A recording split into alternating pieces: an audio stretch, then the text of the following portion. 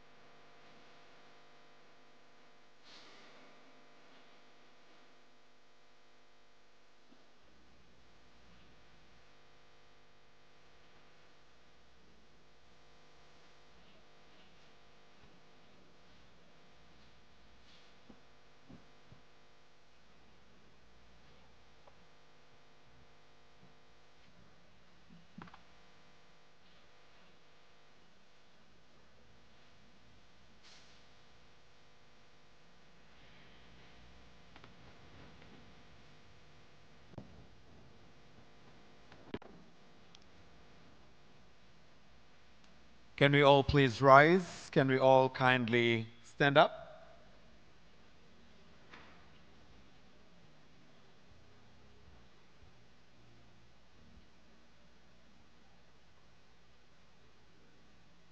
And let's put our hands together as the excellencies are getting into the room. Let's clap our hands. DJ.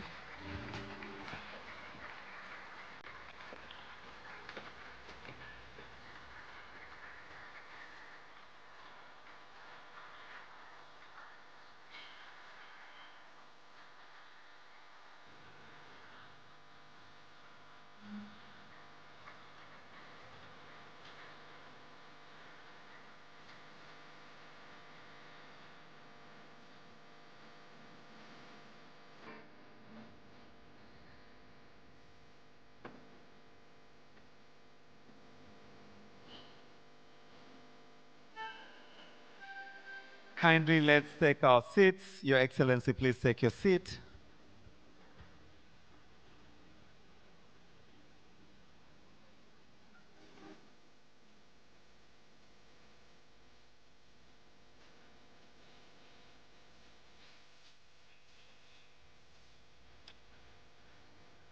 Distinguished guests, ladies and gentlemen, His Excellency Thabo Mbeki is signing the visitor's book. We are totally honored to have him with us at the University of Dar es Salaam. And as he does, let's give him a very warm round of applause.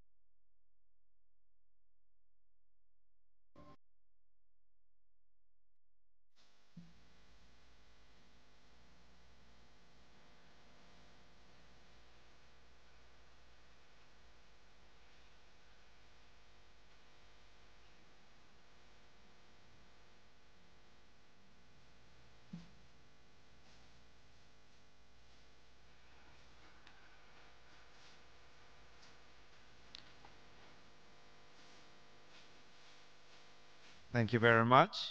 Your Excellency, Dr. Thabo Mbeki, former President of the Republic of South Africa, and our esteemed distinguished lecturer this afternoon. As I did say earlier, we are honored and delighted to have you with us. And once again, let's give him another big and warm round of applause.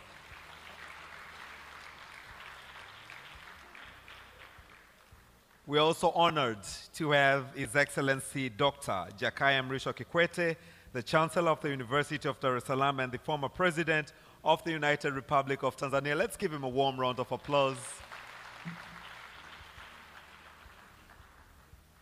Your Excellency, allow me to also recognize the presence of Honorable Professor Adolf Mkenda, the Minister of Education, Science and Technology of the United Republic of Tanzania. With us, Your Excellency, is Mr. Harris Oshupeng, Charge d'Affaires, South Africa High Commission in Tanzania. Allow me to also recognize the presence of Ambassador Mwanaidi Maja, Chairperson of the University Council. Naomba tumpigie makofi. Thank you so much. Your Excellency, allow me to also recognize the presence of Professor William Anangisie, the Vice Chancellor of the University of Dar es Salaam. May I recognize the presence of the Deputy Vice Chancellors present, distinguished CEOs of the Thabo Mbeki Foundation, Geita Gold Mine, Uongozi Institute, the Mwalimu Nyerere Foundation, and representatives of UNISA. I would also like to recognize the presence of the esteemed members of the university community, professors, students, invited guests, members of the press, ladies and gentlemen, good evening. Jamhuri ya Muungano wa Tanzania. Your Excellency, allow me to start, with your permission, by quoting Kwame Nkrumah, who once said, "When we meet for a meal under the moonlight, it is not because you do not have a meal at your houses where you could eat, or you cannot see the moonlight from your house yards, but because it's good to do so, to meet, to sit together as brothers." But I would also like to quote Mwalimu Nyerere, who once said, "Africa was once a collection of villages."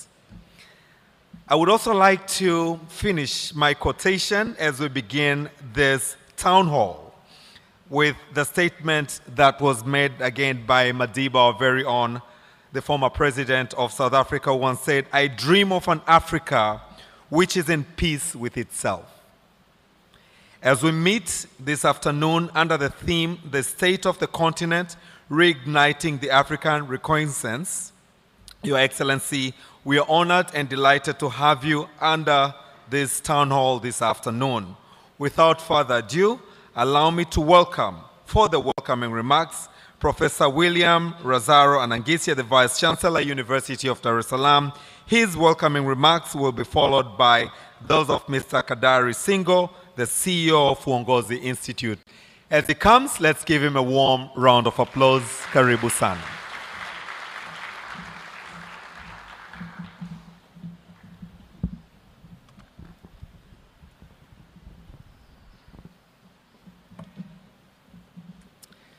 Your Excellency, Dr. Thabo Mbeki, former President of the Republic of South Africa, and our esteemed distinguished lecturer.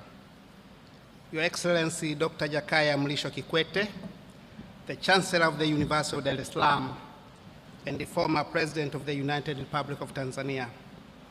Honorable Professor Adolf Mkenda, Minister for Education, Science and Technology. Ambassador Mwanaid Majar, Chairperson of the University of Dar es Salaam Council. Honorable Ministers, senior government officials, Your Excellencies, members of the diplomatic corps, Deputy Vice Chancellors, distinguished CEOs of the Thabo Mbeki Foundation, Geita Gold Mine, Uongozi Institute, the Mwalimu Nyerere Foundation, and the representatives for UNISA, distinguished guests, professors and faculty members, students, ladies and gentlemen, good evening. It is my great honor and a distinct pleasure to welcome you all to this important and timely public lecture here in Nkrumah, the historic intellectual head of the University of Dar es Salaam. Allow me to begin by extending a very warm welcome to Your Excellency Dr. Thabo Mbeki. We are deeply grateful and immensely proud to host you today, not only as a celebrated African statesman and public intellectual, but also as one of our own. You continue to make us proud as an alumnus of this university, a place that holds dear the ideals you so eloquently champion, that is African unity, intellectual freedom, and people-centered development. Ladies and gentlemen, today's public lecture themed the state of the continent, Regniting the African Renaissance, could not have come at a more critical moment. We are currently witnessing a surge of ideas, aspirations, and demands for deeper transformation across our continent, especially from the youth. It is commendable that this lecture deliberately includes contributions by young scholars and emerging thinkers. It reflects the spirit of African Renaissance, the essence of which is intergenerational, critical, and inclusive. The University of Dar es Salaam remains committed to its role as a vibrant site for constructive but critical thinking. We firmly believe that universities must be spaces where ideas flow freely, where truths are interrogated, and where the dreams of African people are nurtured in bold action. Only a few days ago, this campus hosted a major Codestria conference on academic freedom, reaffirming our shared duty to uphold the autonomy of African scholarship. I'm proud to add that this morning we hosted another lecture in the same spirit delivered by Her Excellency Dr. Netumbo Nandi Ndaitwah, President of the Republic of Namibia. Events like these reinforce this mission of reigniting the African Renaissance and illustrate the urgent need for more Pan-African engagements that break silos and foster solidarity across borders and disciplines on the continent. Your Excellency, we take this immense pride in your enduring relationship with this university. Let me assure you that our doors remain open to you at all times, whether to share your wisdom, guide our youth, or simply reflect among fellow scholars and comrades. To our guests, partners, students, and friends, thank you for joining us today. Your presence affirms the relevance of these conversations and your commitment to Africa's renewal. Asanteni sana na karibuni sana Chuo Kikuu cha Dar es Salaam.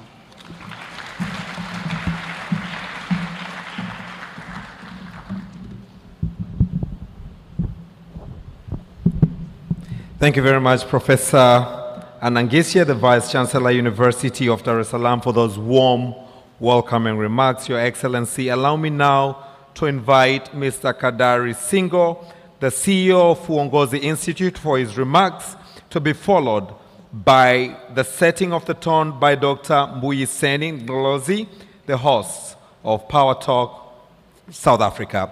As the CEO, Kadari Singo, is here on the stage, let's give him a round of applause. Karibu-san.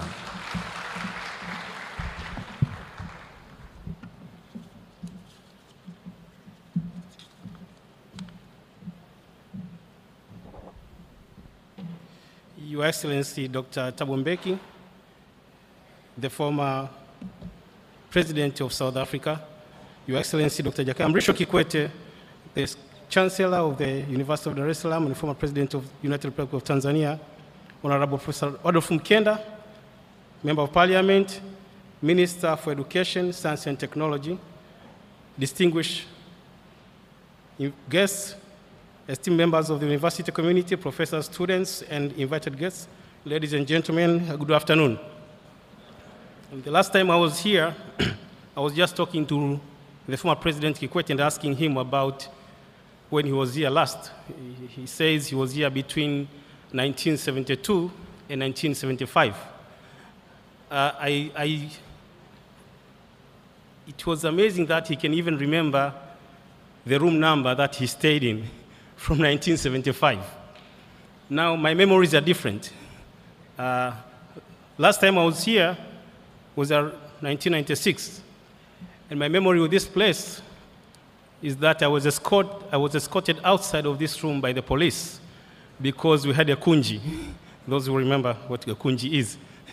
So those are my memories of this place. So today I'm standing here as the CEO of Uongozi Institute, and I'm so proud of this place. But it is indeed a great honor and profound privilege to be part of this significant event of the 15th Thabo Mbeki Africa Day Lecture, held as part of the 2025 Africa Day celebrations.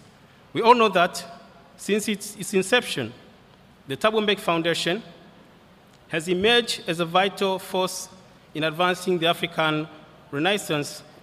We are honored to once again partner and collaborate with the foundation in this movement which aims to place Africa on the path of sustainable and equitable growth.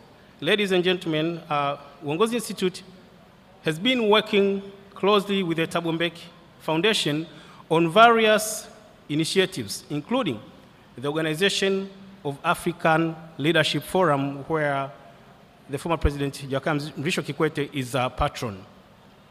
The forum serves the same purpose of creating a platform for meaningful dialogue and collaboration that promotes Africa's transformation. Your Excellency, we are privileged to continue working with you and to benefit from your visionary leadership. Your presence here today symbolizes the enduring friendship and cooperation between our institutions. Ladies and gentlemen, this year's theme, the state of continent, Regniting the African Renaissance is both timely and significant. The concept of an African Renaissance is not new. It was notably articulated in the late 1990s by our Excellency President Thabo Mbeki, who to this day continues to live by and pursue this vital vision.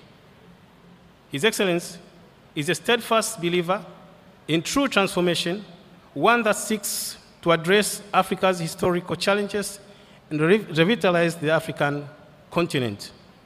Today's lecture, therefore, is more than scholarly discussion. It is a reaffirmation of our shared commitment to Africa's advancement and a call to reflect on what more we can do together to realize the Africa we want. Ladies and gentlemen, in concluding my remarks, allow me to once again thank you, Your Excellency, for continually reminding us of the spirit of Africa Renaissance and true collaboration. This very event exemplifies that spirit of partnership, as it is co-hosted by the institutions from across Africa. I believe that today we will benefit greatly from the general discussions and your wisdom. With these few words, I thank you all for your kind attention. Good afternoon once again.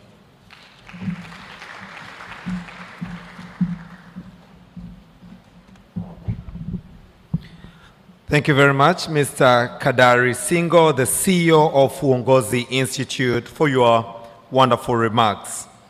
Excellency, allow me once again to really thank and appreciate all who put this town hall into a great success. These are none other but the government of Tanzania, Thabo Mbeki Foundation, UNISA, University of Dar es Salaam, Uongozi Institute, Mwalimu Nyerere Foundation, and Ashanti Gold Mine. Let's put our hands together for all those who put this event a great success. Asante, asante sana. As we are setting the tone, Excellencies, allow me to invite Dr. Mbuyiseni Ndlozi, who is the host of Power Talk on Power FM from the Republic of South Africa. His setting of the tone will now be followed by the presentation on the three themes, one on leadership and governance, the second one on socio-economic development.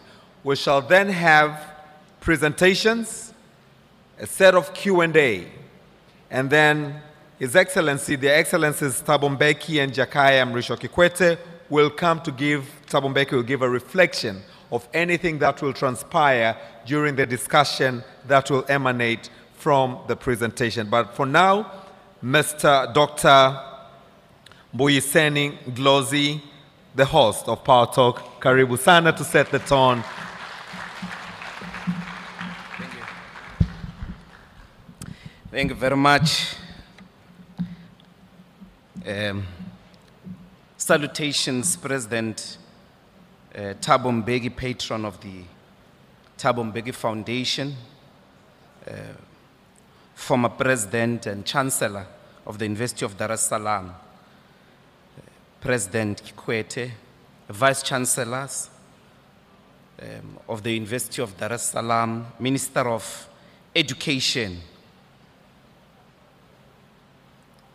the leadership of UNISA that is here,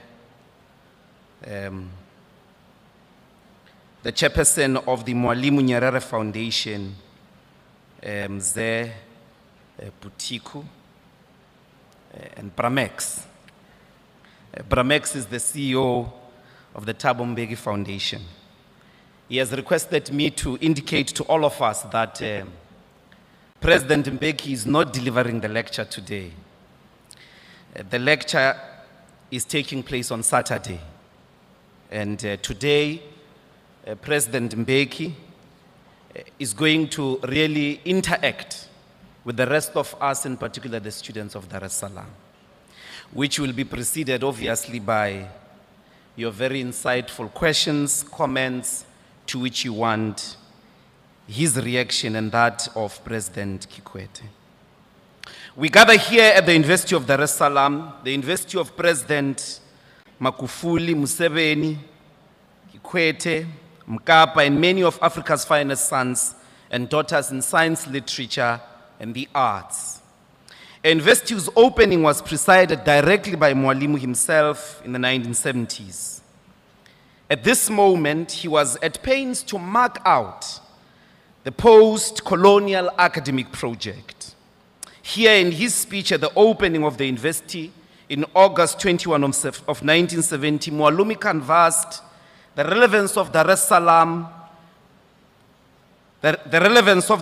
University to African reality and needs, warning against the epistemic culture of mimicry, the academic disease of seeking to emulate Western academic institutions.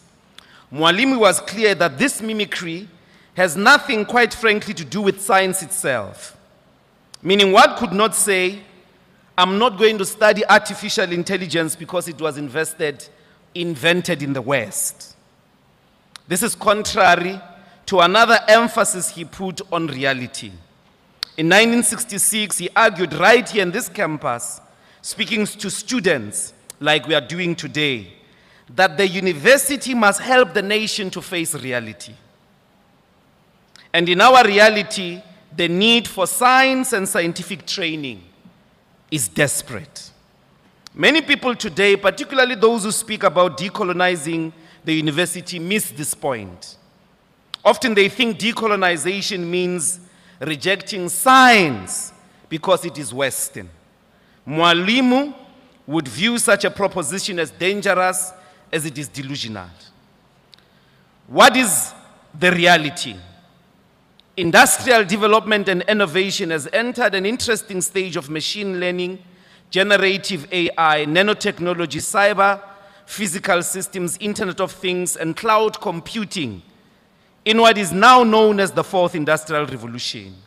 Meaning these developments are at an industrial scale and defining industrial production. On the 5th of February this year, CNBC International Podcast published a podcast by Professor Max Tegmark, a Swedish-American physicist at MIT, who argued that AI is posing an existential threat to humanity. He speaks of the supersonic speed with which machines are close to attaining autonomous, intelligent capabilities, and soon humans will lose control over them.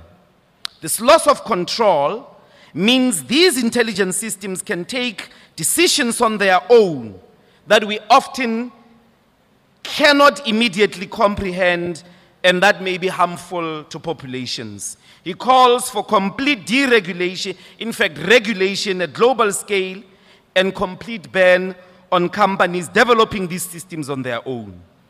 In some scientific tackles, you will know, scientists have argued that the threat posed by artificial intelligence is worse than that was posed by the hydrogen and atomic bombs. Because these bombs still need a human intervention.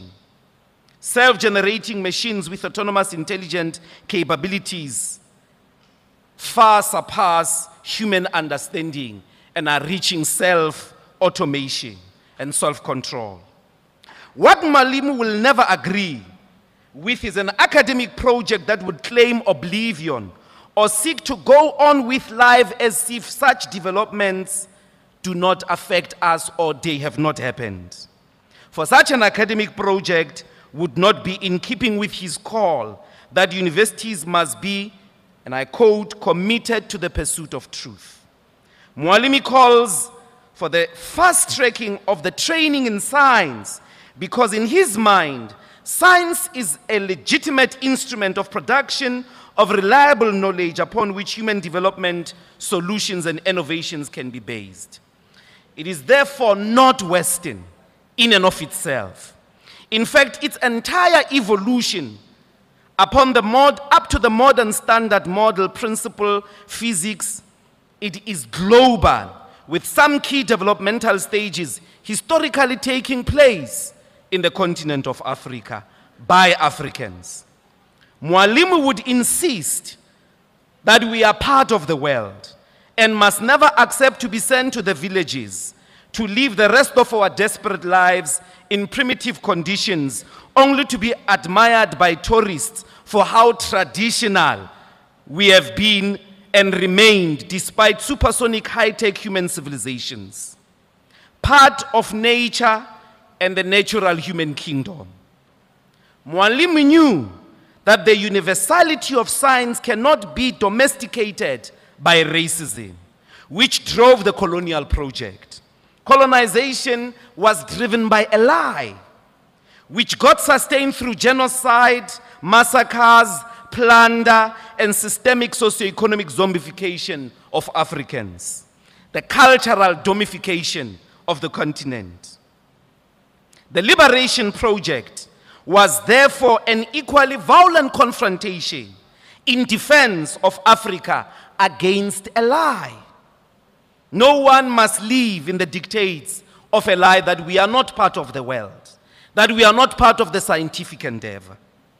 We must unapologetically be part of the universal scientific experience and do so on the terms that we set ourselves. Mwalimu's challenge to the post-colonial university is that the agenda that must employ science should not mimic the West, meaning it must be based on solving problems facing the continent and its people. And in that year, he was emphasizing agriculture. A more central proposition he put in that very year relates to the question of self-reliance, also articulated elsewhere in his works on education as self-reliance. His central struggle, which remains our struggle today, is that Africa, or is often Africa that thinks for itself, that is able to stand as an equal partner amongst the people of the world. That it must be part of the world is non-negotiable. An Africa capable of leading its own development, governing itself in total peace and stability. Our duty in gathering tonight is to rise to Mwalimu's challenge, which is the central tenet of African Renaissance, of the African Renaissance project. To renew Africa, first and foremost, is to accept the inevitable, eternal, and urgent truth. No one is coming to save this continent. Africans, you are on your own. We are on our own. Self-reliance is the ability to depend on ourselves for the needs like food, shelter, and economic stability without external aid. African Renaissance means Africans taking control of their resources, decisions, and development. At this moment, Africa is totally reliant for this sustenance on other peoples of the world. Meaning for at least the past 50 years, in some post-colonial dispensations, we are speaking about much more. We have volunteered ourselves, our destiny, our future to others in the world, which is the greatest form of self-damification in the whole world. After 50 years of independence, here in Tanzania, it has been over 60 years. What justification do we still have to blame the West and former colonizers for our underdevelopment? How come we find it easy to steal from each other, even money meant for medication, for the sickly, to arrest and imprison each other over ideas, kill each other over ethnic differences?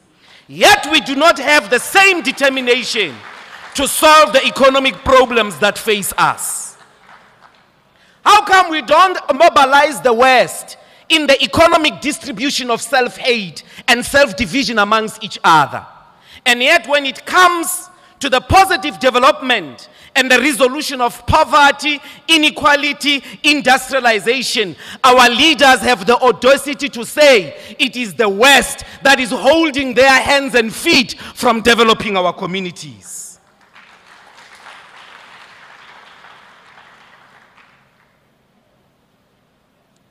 Yet we do not have the same determination as well for a self-reliant Africa in mining, manufacturing, communication, digital technologies, infrastructure, healthcare, and education. We know that Africa relies on imports for many consumer goods, with only 20% of food imports coming from other countries. For manufactured goods, the continent produces just 2%, suggesting low share of locally consumed products are made in Africa.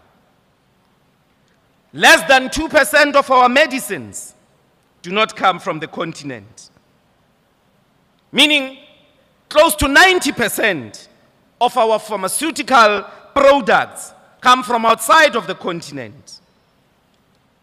80% of antiretrovirals being imported mostly from Europe, India, and China. This means we cannot heal ourselves. We cannot clothe ourselves. We cannot even drive ourselves. All the cars that we used coming here are not produced in the continent. We have wars in at least each of the regions of the continent.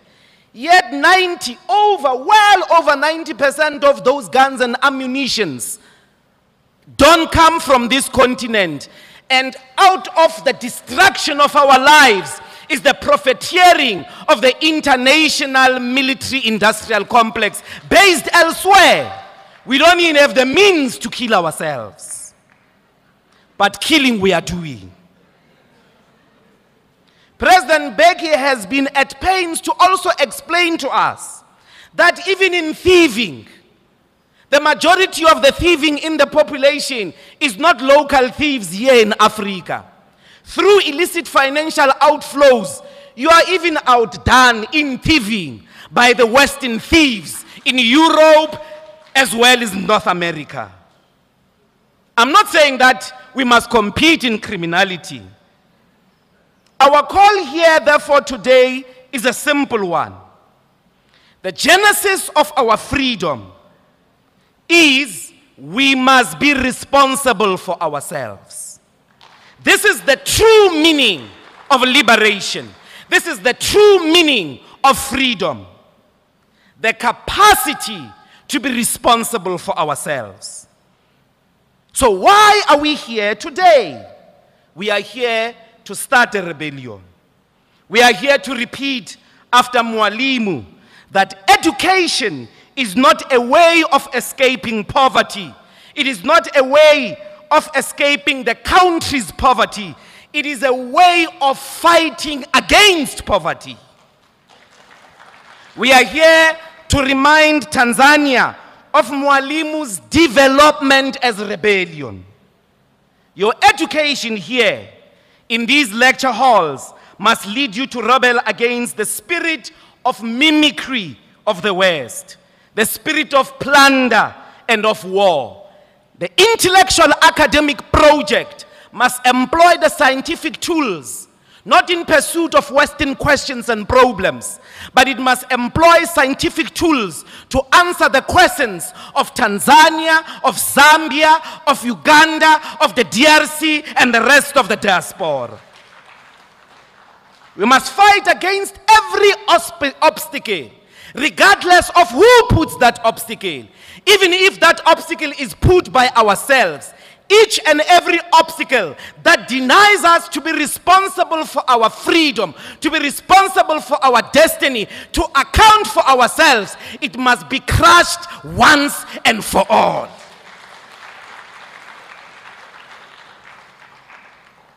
This is the quintessential call for Africa's renewal. It is a revival of some pride. You must refuse to live in the conditions in which you cannot be proud of yourself.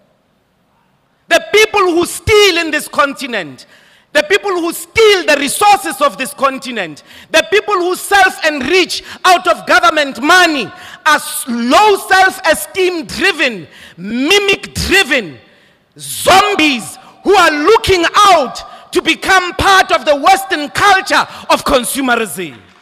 If we are going to be proud of this continent, First things first, I want to belong to a street that I love. I want to belong to a college that I can be proud of. That when I'm in Europe and they try to look down on me, I don't think twice, because I've got a home to go to, and that home is a home to be proud of. The radical need to live in peace, stability, and prosperity. The refusal to be led by anyone who violates this eternal idea that we must be self-reliant. That's the call today. That we must create the conditions to rely on ourselves, to clothe ourselves, to feed ourselves, to transport and heal and educate ourselves. Such a spirit in this continent must be brave to embrace the difficult work of African unity. Over the last few decades, our continent has fractured.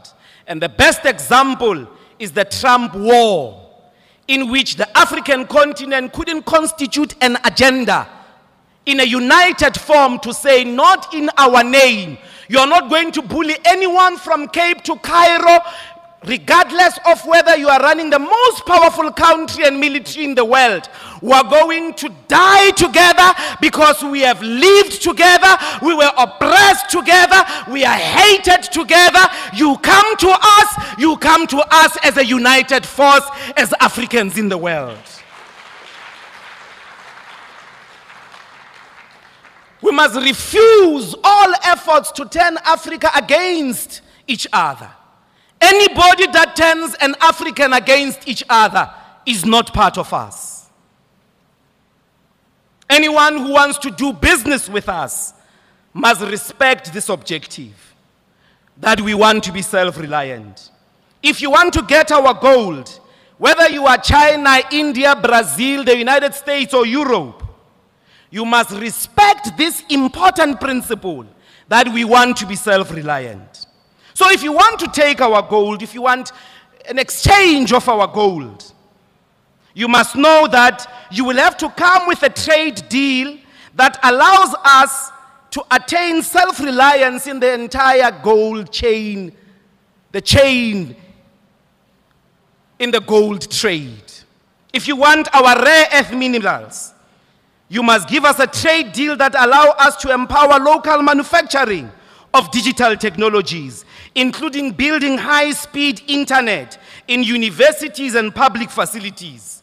A university must be a place of the fastest internet on earth, everywhere, anytime. There must be internet everywhere. In the bedroom, in the dormitories, in the canteen, because learning is like a spirit. It can awake anytime. And when it awakes and that fire comes, you must be able to tap into the universal portal of knowledge and science. Here, in this hall, we must reignite the spirit of commitment to this continent. We must live here knowing that there is no European President Mbeki, there is no American, there is no China that will ever liberate this continent. They cannot do it. They are not Africans. How could they know what Africans need? It is Africans who must set the agenda, live to the best standards of that agenda in as powerful a way that is so self-sacrificial. Only Africans can define that agenda, not China, not Europe, not India. You here right now are the Africa that we need. You here right now are the person that we are here to reignite. You here right now must be responsible for the renewal of this continent. You here right now must make sure that Tanzania is a place to be proud of. You here right now are responsible for reigniting African Renaissance. Forward with self-reliance, forward with Africa's renewal. Asante sana.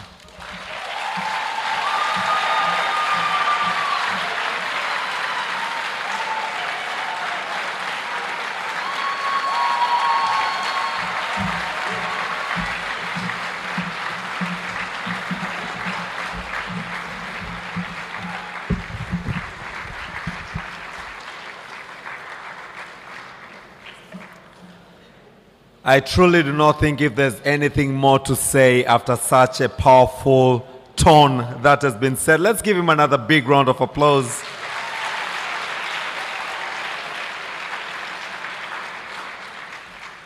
As we reignite the African Renaissance, Your Excellency, in this Nkurumah Hall, allow me once again to reflect just by a quotation, once again by Kwame Nkrumah, who said, "I'm not an African because I was born in Africa, but because Africa was born in me." And this is what we should be really centered along the tone that has just been set. Your Excellency, allow me now to bring to the stage Ambassador Azizi Mlima from Uongozi Institute, who is coming to talk to us on leadership and governance. Ambassador Aziz Mlima will be followed by Mr. Simon Shayo, a UDSM University of Dar es Salaam alumni. Let's give him a round of applause. Karibu sana.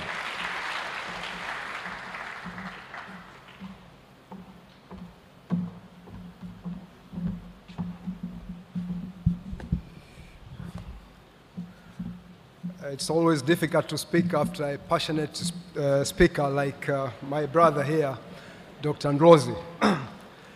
Excellency President Thabo Mbeki, the patron of Thabo Mbeki Foundation and former President of Republic of South Africa, former President Jakaya Kikwete, Chancellor of University of Dar es Salaam and former President of United Republic of Tanzania, Professor Adolf Mkenda, Minister of Science and Technology, Professor William Manangisye, Vice Chancellor of University of Dar es Salaam, Ambassador Monaidi Mahajal, the Chairperson of the Council of the University of Dar es Salaam. Allow me to stand on the established protocol on the interest of time. Today I'm going to talk about leadership and governance, but my focus will be on the economic sphere. Today we reflect on the intersection between leadership and governance and why both are very important for navigating today's global and national challenges. We know they are very crucial for spearheading the African Renaissance. Four major items which we really need to have in order to develop. And the first one was the skilled manpower. The second one is land. The third one is a good political climate. And visionary leadership and good governance. All this, if you try to work at them together, the country will definitely develop without having so much other resource, any other form of resources. But the most important thing is that the first two, land and manpower, provide for means of production and to drive the development agenda. Good leadership drives the purpose and change, while governance ensures the rules, checks and balances, but also the continuity. At the same time, governance allows for accountability, transparency, and also all the important aspects of governance. So, what Mwalimu did, he knew that both leadership and good governance works hand in hand in order to achieve economic development or economic progress of any society. But we know what the priorities were during the time of Mwalimu. We didn't achieve much of economic progress because he had to build a nation first. And he succeeded very much so about that ambition. The second goal of Mwalimu during those days were to build the Pan-Africanism spirit. It was the fight against colonialism all over Africa, but mostly in the southern part of Africa. And we can say until the time when Mwalimu retired from the office, he succeeded on that. But the world, as we know, it was divided between East and West. And in order to navigate, we were actually under a non-aligned movement. And Mwalimu managed to play around the two and be able to support the freedom struggle, independence struggle in the southern part of Africa, but also managed to build a nation which by the time we got independence in 1961, it was just 120 tribes in a geographical area called Tanganyika. And later we managed to unite our two countries, Tanganyika and Zanzibar, to form the United Republic of Tanzania. And together they supported all those kind of initiatives. And if you compare the time Mwalimu came to the office until the time when he left the office, there was a lot of economic development. But this underlines the importance of effective leadership. Mwalimu achieved those goals. But what are the importance of effective leadership? Is to set national development agenda, which if we refer to Mwalimu and many other founding fathers, they managed to do that, to build trusts in public institutions, but also to manage crisis and transition while navigating the global crises and issue at that time when you had two global, you have the global East and global West, but also you had the developing countries like our nations in sub-Saharan Africa. But Mwalimu and other leaders of their generation managed to bring about that kind of leadership. But the other aspect which is very important is the good governance. And the good governance is about participation, the rule of law, transparency, responsiveness, conscious orientation, equity and inclusiveness, but also effectiveness and efficiency. And more importantly is the issue of accountability. All that said, they are not without challenges. And most of the leadership challenges of our time is the issue of turnover without institutional reforms, the issue of corruption, and weak accountability, but also the issue of limited participation, and also policy inconsistency and short-termism. And this is the most important aspect when it comes to the African Development Challenge, because we have this elective cycle whereby the office bearers usually just look at their political cycle, 5 years, maybe 10 years in office, and there is no continuity which allow to give some consistency in the economic development or in economic space. But also there is a disconnect between academic research and policy making. And these are the challenges which we need to address. Okay, ladies and gentlemen, the important role played by both policymakers and academia in national development agenda cannot be overemphasized. Policymakers have a very specific role to provide strategic direction grounded in evidence, invest in leadership development and ethical institutions, but also to align policy with long-term governance goal. Fortunately, in our countries, we have this, like we had Vision 2025, which is ending now, but we are now working on the Vision 2050. But these are supposed to be long-term goals, but also each regime which comes to the office, or each office, should have consistency in applying those development goals. Otherwise, you may just find that you are dealing with what are the key priority at that particular time, and that can only be key political priority, but they are not economic. And that can make stagnation in our development agenda. But also to foster public and to foster public trust and civic engagement. While the role of academia is to generate idea-driven insight and crucial analysis, but also doing research, serious research, not just consultants and things like that, but also to train future leaders with ethical and strategic mindset. We also need, the academia need also to serve as a watchdog and conscious of the society. The academia also need to promote policy innovation through research and innovation. However, it is important to have a synergy between leadership and governance. A strong leadership improves governance framework, but also good governance sustains effective leadership beyond individuals.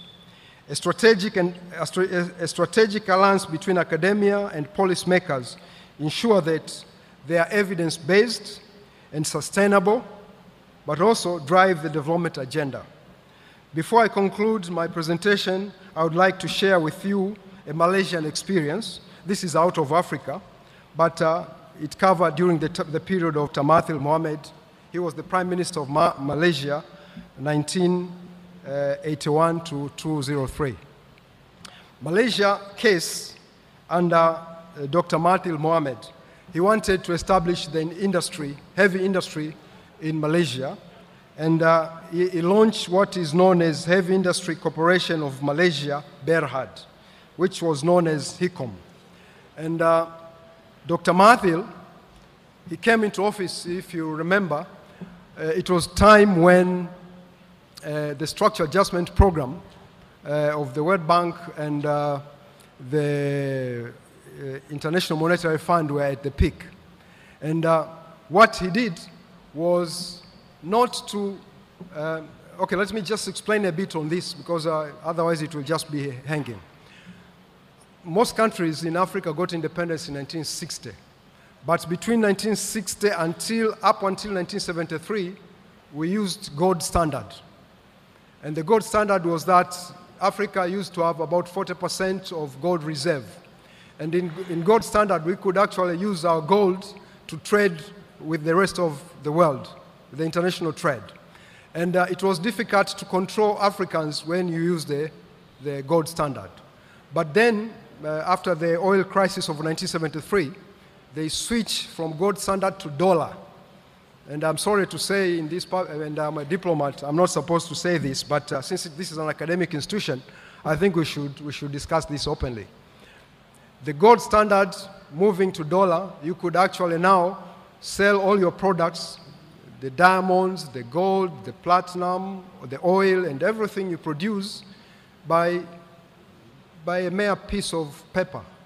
And that was not just US dollar, it was all the convertible currency during those days. So what happened since 1973 up until 1980s, most of the African countries, which initially could probably export a ton of coffee and get 2 tractors, now they have to export maybe 5 containers of coffee to buy just 2 tractors. And that was another level of economic dependence which was created during those days. And what happened in the 1980s, most of the African countries were not able to pay their debts. So the structural adjustment program came in. And that added another layer of exploitation and dependency. So what Dr. Mahathir did was not to go into that debt trap, to start, follow the prescription of the World Bank and International Monetary Fund. So what he did was to train, and this is what he said himself. He came to the office as a medical doctor. And as a medical doctor, when you have a patient coming into the emergency room, what you need to do is to stop the bleeding. And stop the bleeding was to stop the indebtedness. And then what he did, he trained the best talented Malaysian students and he sent them to all best universities in the world. And he initiated the industry, as I said in his HICOM, the initiative. He brought in industry, Daihatsu, with MOU with the Japanese to produce cars which were supposed to be used within Malaysia as an automobile industry. And the car industry supports more than 100 other industries. And by doing so, all those graduates who went, all those best students who went to other universities, top university in the world, when they came back, when they went back to Malaysia, they were now expert in their areas, and then the mushrooming of the industries in Malaysia took place. And the same can be said to South Korea under General Park, but I can see the moderator here is coming to remind me that I should conclude, and I have to do so. But to finalize or to conclude, economic development needs the following characteristics, the following pillars. You should have a land, you should have skilled labor, you should have capital, you should have the infrastructure development, but also you should have friendly policies for investment and industrial development. And now we're talking about the fourth industrial development. So the university platforms like this one need to train the best brains in the area of artificial intelligence, coding, and so forth, so that we are not going to do the catch-up. We have to be part of the community which drive the innovation and development in the world. Just like the M-Pesa application was found here in Africa, so we can actually do it. And the final pillar is to take the opportunity of comparative advantage of the continent. This is the only continent which you can see it is like at the center, and we have all the resources, we have almost everything, we have the brains, but if we tap into the brains and we tap into the good leadership and good governance, we'll definitely be able to succeed, just like the Southeast Asian countries did in a span of 20 years to 30 years, most of them. So let me conclude by saying that let us commit to ethical, strategic, and inclusive leadership and governance. More importantly, African Renaissance, just like the East Asian success stories, require exchange of ideas, more competition, stronger creativity, and above all, the opportunity for all those with talent to build up new businesses can take on the world market. Utajiri sio dhambi. Mwalimu once said, it can be done, play your part. I thank you for listening.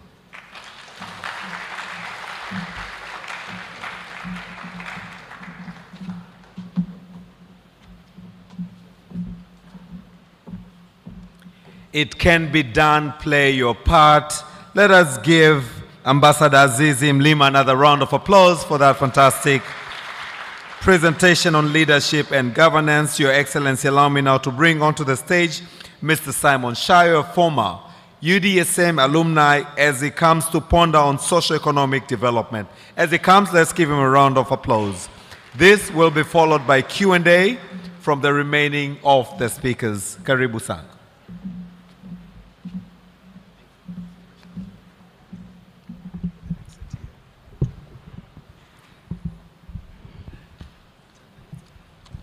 That should be fine. Your Excellency Thabo Mbeki, the former president of South Africa and chancellor of the Thabo Mbeki Foundation. Your Excellency Jakaya Mrisho Kikwete, the former president of the United Republic of Tanzania, and the chancellor of the University of Dar es Salaam, and many other leadership roles. Honorable Professor Mkenda, the Minister for Science and Education, distinguished professors, members of the diplomatic corps, and all present here tonight, allow me to walk on the protocol that has been set. Indeed, I'm very humbled to be here. I know when you start outlining the alumni of the University of Dar es Salaam, I probably will come on the bottom of the list, knowing that those of you who are seated here came to this campus long, long before those of us who are talking here did so. So I'm speaking here with a lot of humility. And having heard from the professors and so eloquent speakers, what else do I need to say? So Your Excellency, Thabo Mbeki, allow me to walk on the... Africa has set a tone since long ago, but we did ascertain and affirm that tone in the 2015 Agenda 2063. And questions that should be asked now, 10 years inside the Agenda 63, is are we heading where we wanted to head with Agenda 2063? The space I've been, the topic I've been asked to speak about is just one of the many aspirations, the 7 aspirations that the African people had when we were setting Agenda 2063. So I will probably just ask in terms of questions. are we heading where we want to head? And you said it, Doc, and I don't want to repeat what you said. Mine will be nothing. So until when? So everything I say will be until when? Until when we cease to see the young boys and girls, the sons and daughters of Africa, drowning in the waters of the Suez and other waters, trying to run from their own motherland. Only then will we be able to say Africa has attained socioeconomic development. Until the time when we will cease to see our brothers and sisters being buried in the debris of falling grounds because of unsafe mining conditions, only then will we be able to say Africa has attained socioeconomic development. Until when we will start seeing mothers delivering safely and no mother wasting or losing life because of the journey of bringing a life to earth, only then can we say Africa has attained development. Until the time when we will cease to see money flowing from the coffers of our nations to foreign countries in Europe and America, in the individual accounts of our leaders that we have entrusted to those resources, only then can we confidently say that Africa has attained the socioeconomic development it wanted or dreamt to attain. Until the time we'll stop seeing blood flowing into the rivers of the DRC, Southern Sudan, the Biafra of Nigeria, and many other African countries, only then will we be able to say Africa is peaceful, and so this is a continent that can together achieve shared prosperity, develop together. We cannot talk of socioeconomic development as if it is something that you can attain in the sky. Until the time we'll stop seeing those who are talking about the freedom of speech being forced to run from their own countries or have to go to jail for that, only then can Africa claim to have attained socioeconomic and sustainable development. Until the time that every young African who has worked so hard, finished their secondary school or whatever level of school that will bring them to the highest level of education, be able to attain that highest level of education without necessarily having to live and starve long hours without a meal just because they are studying, only then can we say that Africa has attained the development it wanted to attain. So I'm talking here about having, we are proud that we already have almost 50-50 in terms of admission, Prof, if I'm not mistaken. But how many, even if it is 1%, of those are forced to drop because they cannot pay for their education to the final year, while myself and few that can afford 4x4s are driving those because our roads are not good enough. So until then, can we say Africa has attained the journey it wants to attain, the journey of sustainable development? So I'm challenging myself, younger people than me here, other Africans, to try and reignite the African Renaissance by living the dreams of our forefathers, but the dreams of our living leaders who are so much inspiring and yet watching Africa dragging its feet with all the potential that we have. So, Your Excellency, tonight we'll want to hear the conversations about what is it that is holding Africa back. And I'm not going to say what is it because alone I can't. So together, let's ask ourselves, until when will Africa continue to sit on itself, sit on its potential, and watch the world prospering while Africa is becoming a sorry story? Thank you for listening.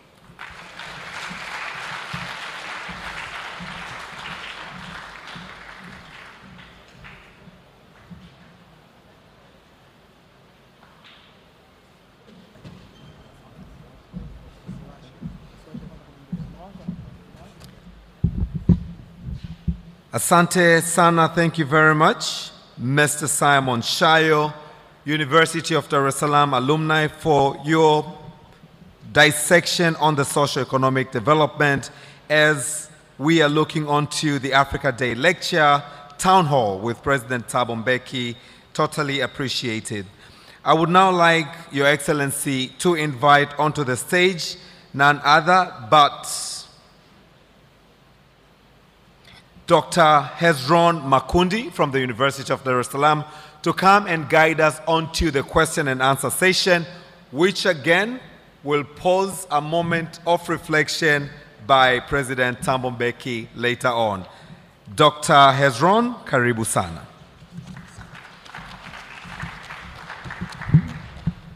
Thank you, Austin. Your Excellency, President Thabo Mbeki, kindly receive the humble and sincere apology from our team of organizers for this town hall for not starting on time. We are honored to have you here to engage in this dialogue about the renaissance of our motherland, the African continent. So the discussion will be in two parts. The first part will be to finalize the talks from the prepared speakers, but this time rather shorter, and then the other part will be opening to the audience. So we will start with Professor Anthony van Nieuwkerk, if I got it right, from the University of South Africa, UNISA. He's going to provoke the discussion on the sub-theme on security and Pan-African unity. You can come to the podium. Let's clap for Professor Anthony, and you have 5 minutes, please.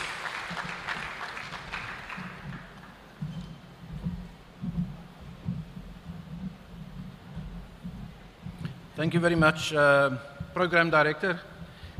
Greetings to His Excellencies, President Mbeki and President Kikwete, and all honored guests and academic leaders and my colleagues and all the students in the hall. Thanks. And thanks for the 5 minutes. I was told 3, but now it's gone up to 5. Let's see how I do. I want to talk about peace and security, and I want to ask a question which my students ask me, which I can't answer. And then I thought, maybe if I ask President Mbeki and President Kikwete, they might be able to give us answers, because they are experienced in this area of peace and security. My question goes like this. The Pan-African vision of the African Union is inspiring. It talks of an integrated, prosperous, and peaceful Africa, driven by its own citizens, representing a dynamic force in the international arena. It's the AU's vision statement, Agenda 2063. On peace and security, the AU undertakes to promote dialogue-centered conflict prevention and resolution in such a manner that by 2020, says the vision, the guns would have fallen silent. In addition, the AU undertakes to promote a culture of peace and tolerance in Africa's children and youth through peace education. The AU also speaks of an Africa with a strong cultural identity, common heritage, shared values and ethics. The question arises, how far have we come with realizing these aspirations? On peace and security, is the African peace and security architecture, APSA, fully functional? Does it inspire peace in Sudan, in South Sudan, the Sahel, the Horn, the Great Lakes region? Does it deter crime, corruption, and exploitation? On a cultural renaissance, have we inculcated the spirit of Pan-Africanism to ensure that the creative arts contribute to Africa's transformation? Have we restored and preserved Africa's cultural heritage and its languages? President Mbeki, President Kikwete, how would you assess our progress? And if you think we are found wanting, then I want to ask, how do we reignite the spirit of peacemaking and peacekeeping in Africa? Where the flame has been doused, how do we reignite it? And then finally, on agency, who must do that? Our visionary leaders, our academics and scholars, our civil society, our citizens, or a combination? Who must lead the reignition of the African Renaissance? Thank you.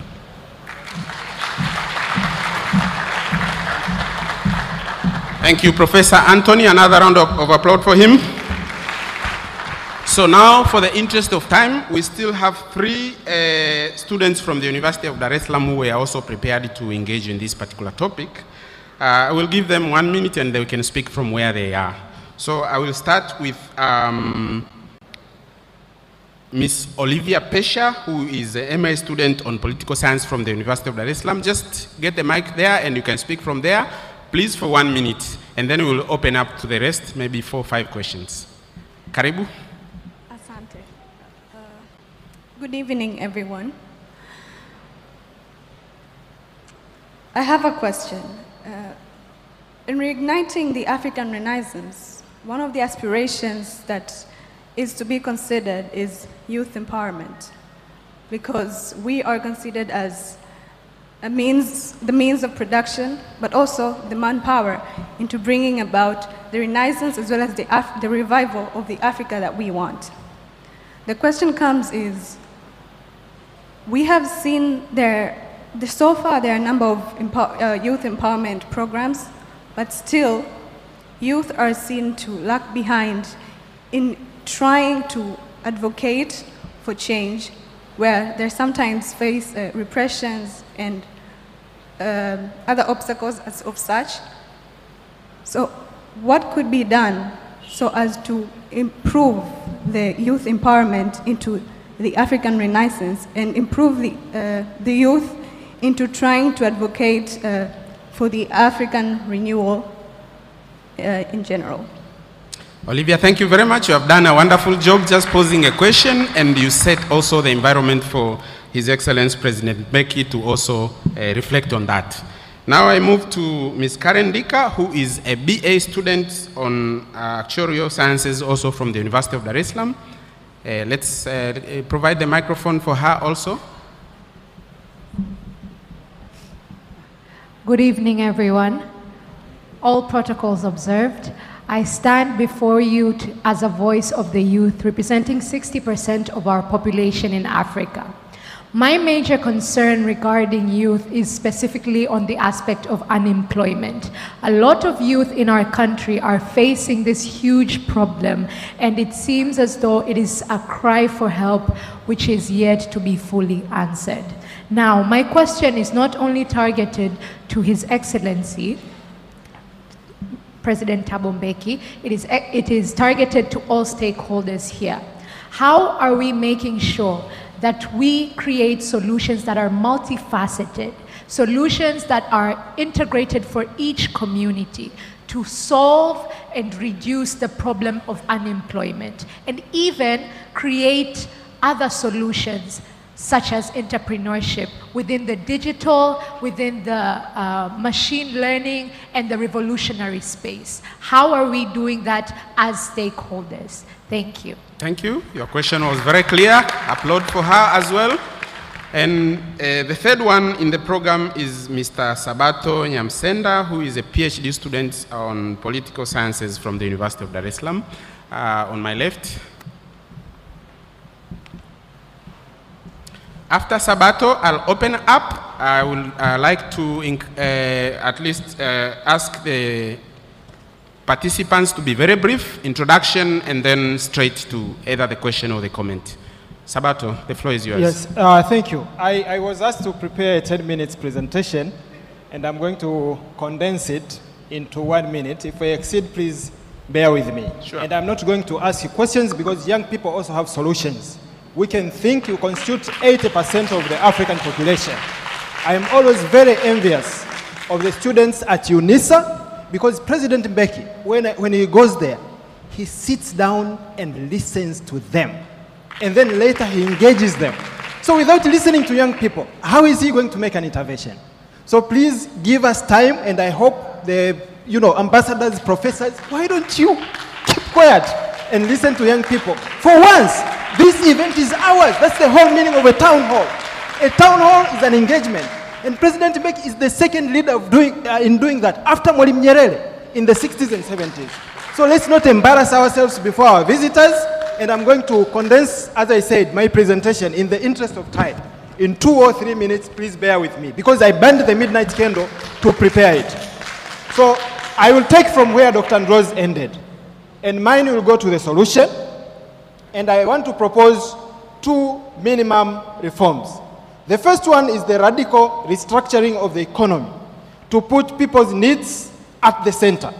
Because the so-called free market and its agency, the private sector, cannot play that role because it's geared towards profit. Our production system, both industrial and agricultural, will have to be reorganized to produce goods that fulfill the needs of our people.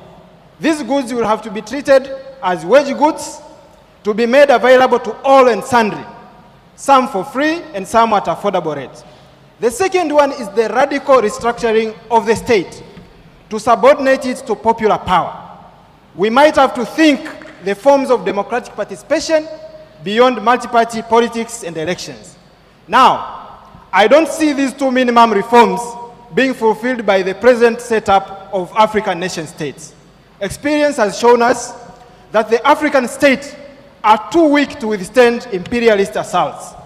Nor do I see them being fulfilled by the African ruling classes, whose survival depends on the maintenance of the status quo.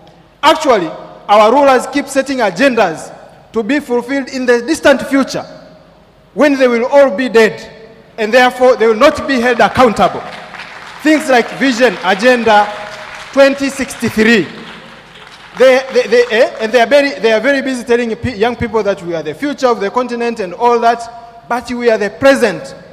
And if we are the present, then we need agenda now. And that's what Kwame Nkrumah told us, agenda now. Now I'm therefore, this is the last part of my presentation, I'm therefore speaking of liberatory Pan-Africanism. This means decentering Pan-Africanism from the state and taking it back to the streets where it belonged. From 1900 to 1945 of the Manchester Conference, Pan-Africanism was a grassroots movement that was led by the likes of Garvey, Du Bois, and others in the diaspora. From 1945 to 1960, when it came to the continent, it unified liberation movements. That's why South Africa, ANC, was in Tanzania, out of Pan-Africanism, because we were the ones, our movements united to liberate Africa from colonialism. Now the trouble began when these movements became ruling parties after independence. And they snatched Pan-Africanism away from the masses, and they turned it into a state project to be debated using protocol among heads of states. And therefore, I am proposing that it's time to take it back where it belonged, to the masses. And that will entail building a unified Pan-Africanist grassroots movement that links the streets and villages of Africa from Cape to Cairo, Morocco to Madagascar, with the working people who are the major victims of the policies that we are talking about at the center. That is the end of my presentation, and I'll be glad to engage more. Thank you. Let's clap for Sabato. Thank you very much.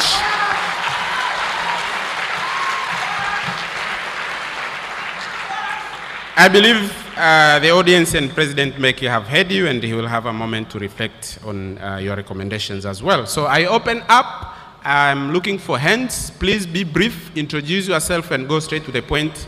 I apologize in advance if I'll have to interrupt you, but please let's have an opportunity for a number of others. The hand is there, and then I see the hand there. Upstairs? Okay, Yes. we start with these two first. I'll be very brief, but I would like to first congratulate former President of South Africa, Thabo Mbeki, for picking the baton from the like of... Introduce yourself, please. My name is Gerson Daniel Janga, a master student of Political Science, University of Dar es Salaam. So I would like to congratulate President Mbeki for picking the baton from the like of Cheikh Anta Diop, Kwame Nkrumah and Nyerere for bringing back Africa to its rightful position. I had a question basing on the lecture he gave to more than 400 people, and I'll quote the question. He gave it in Johannesburg, where there were different politicians, business people, and academicians. He asked, who we are and where are we going in the global community? And in formulating practical strategies and solutions for future action that would benefit the African masses. If you narrow it down, he was asking for, yes, I'm winding up, for African solution for African problems. I would like to ask him, since that time, nearly 30 years, has he managed to get answer? Correct, completely, partly, or he has not gotten an answer at all? Thank you very much. The white gentleman in the middle, and then we will take a question upstairs from a lady, if there is one. I see you there. My question is for Mr. President Thabo Mbeki. Your name, please? And my name is Halil Ibrahim Arpa, and I'm a guest professor from Turkey. I greet you all with my all sincerity. It's a great opportunity to have this talk today because I didn't expect this. I just came here on Sunday. My question is related to South Africa, and I'm wondering, is there any way we misunderstand decolonization? If decolonization is meaning nationalization, as in some political and academic movements, if we name it as Azania, for instance, could be there any way for African Renaissance and to reignite it when it's limited to nations, native or borders, which are all the words of colonial epistemology? Thank you so much. Thank you very much. Upstairs, give the hand to the lady. And there's another gentleman on this side. Okay, I'll come back to you. Good evening, ladies and gentlemen. My name is Waridi Jonas from BA in Education. I would like to ask, quoting from Robert Kiyosaki, the book Rich Dad, Poor Dad, I would want to ask, he said that financial education is the way to revamp our economy. So I would like to ask how African countries are making strategies in order to provide financial education, especially for those who are not studying economics and business classes. Thank you. So as I go to the last two questions, let me request my fellow organizers to prepare the stage for President Mbeki to come to this stage so that he will reflect. So there's a lady there downstairs. Be brief, introduce yourself. Good evening. My name is Leto John Makajubili. I'm taking Bachelor of Science in Applied Zoology. Plausible observed. Let me continue from Brother Simon Shile when he said about until when for economic development of Africa. So I think for economic development of Africa, it's when we balance for foreign investments and the African economic. So my question is, how are we going to balance the foreign investment and our African economic development? Yes. The brother there? Okay. The last one maybe on that side. Thank you for this opportunity chance. Good evening. I go by the name Sabi Isaac, second year student from University of Dar es Salaam. I'm pursuing Bachelor of Art in Anthropology. Let me go direct to my questions. I have only 2 questions. Let me go direct. My first question is that this is the African education system preparing young people for realities of the modern job market and how you can help African youth to accomplish their goals and to solve the unemployment consequence. My second question is that how is African addressing the challenge posed either internal or external challenge like economic consequence, political instability, disease, unemployment, and climatic change? Thank you for this opportunity chance. Okay, the very last one. The very last one. Thank you so much. Good evening. My name is Logic, a student of political science here at the University of Dar es Salaam. First of all, I wanted just to remind ourselves that as we continue with this dialogue, we are standing in between centuries of atrocities, humiliation, and undermination of Africa. And in the future, we have 2 options: continue to debate forever or taking action. And I suggest that we take action. And so, this reminder is going to answer the question of Mr. Shayo. All the question he posed until when Africa will be free is just answered in the single term. And I can see we are beating around the bush, and some words sound like a taboo to mention. That capitalism that was embraced after independence failed to prove its promise, and so socialism is the only answer, and the only answer Africa can realize its potential. And so, thank you. I want just to finish, and I two seconds, to the young people, that this African Renaissance shall never be televised and will not be brought from the heaven. It's you and I to take action. This Renaissance will be built by workers in the streets. This Renaissance should be debated in school and our classes. And so by finalizing that, we as a student, we organized an event and we are launching a students organization called Africa Kwetu to continue this legacy. Thank you very much. African Thank you. Thank you. Thank you. Thank you for all who had an opportunity to engage, and apologies for those who I could not reach out. I'm sorry. Now I hand over the stage to my colleague, Mr. Austin Makani. I'm sorry. No, you did not. Please respect. So I've finished the session. I hand over to Mr. Makani. Thank you very much.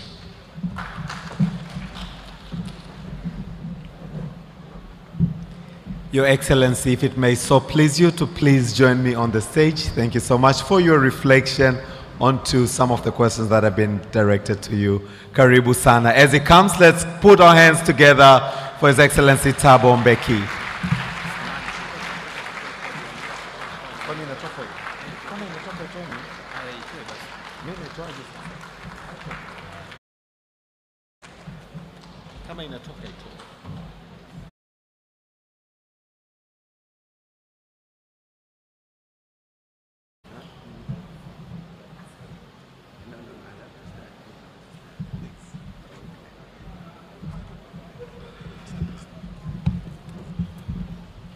So we don't need that.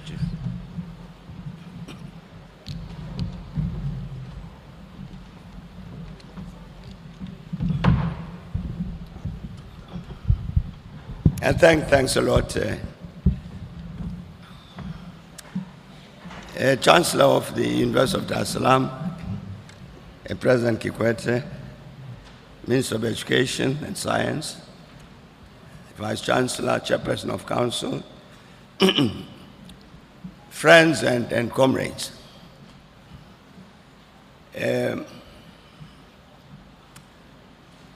I think it was correct for one of our colleagues here to talk about the fact that we start a bit late. We were informed that because Her Excellency, President of Namibia, had come, and happily you were here to engage her, that we needed to come a little bit later. I think the delay was proper. I'm very, very glad indeed that you stayed so that we can have this short engagement. Our scene setter, Dr. Ndlozi, I was very glad when he said, I'm not here today to lecture. I've been looking for a job at the University of Dar es Salaam as a lecturer. I hope they give me a job.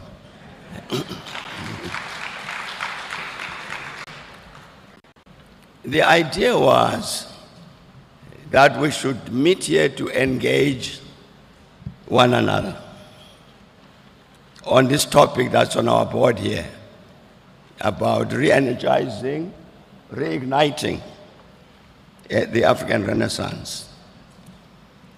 Not for either President Kikwete or myself to lecture. I think that was said by my comrade Sabato was correct. It was very, very correct indeed that we're not here to answer questions. We're here to engage one another in answering those questions. I'm very, very glad indeed that when he said, even the youth have got answers. So it was not for the youth to pose questions, but to say, this is where we are today, this is where we need to be tomorrow. It's the kind of engagement that we were supposed to have. So you'll excuse me if I don't answer the questions as they've been put.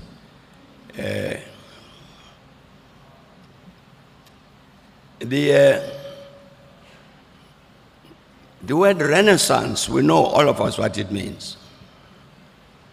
It means a rebirth. So when we talk about an African Renaissance, we're talking about an Africa reborn. Dr. Ndlozi, I don't know whether we all know what that means. What is this Africa that we imagine?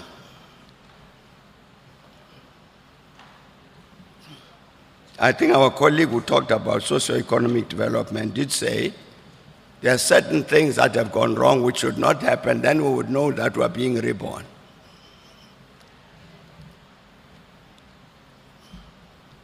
One of the great strengths, my view, one of the great strengths of the OAU and the AU, these continental organizations, is that they actually attended to this matter. An Africa reborn, what should it look like? As a consequence of which, as a continent, we are very, very rich in terms of policy. I don't know of any major issue facing us as Africans on which there is no continental policy.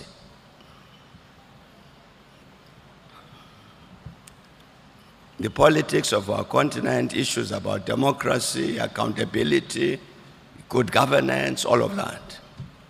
They are policies. When we're talking about women's empowerment, gender equality, and all of that, they are policies. Issues of youth development, youth empowerment, and so on.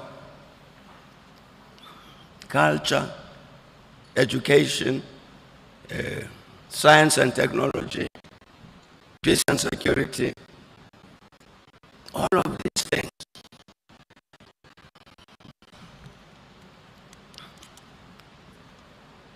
If I asked, if we had time, I asked the universities here, the students of the University of Dar es Salaam, and say, do they know what AU, not AU, African Continental Policy on Youth Development is? Can you please raise your hands? None. Yet there is. And I think we would find that with regard to many of these policies, which I say exist, and when Dar es Salaam University appoints me lecturer, I will give you the documents. This is part of our challenge. The policy positions exist on the continent,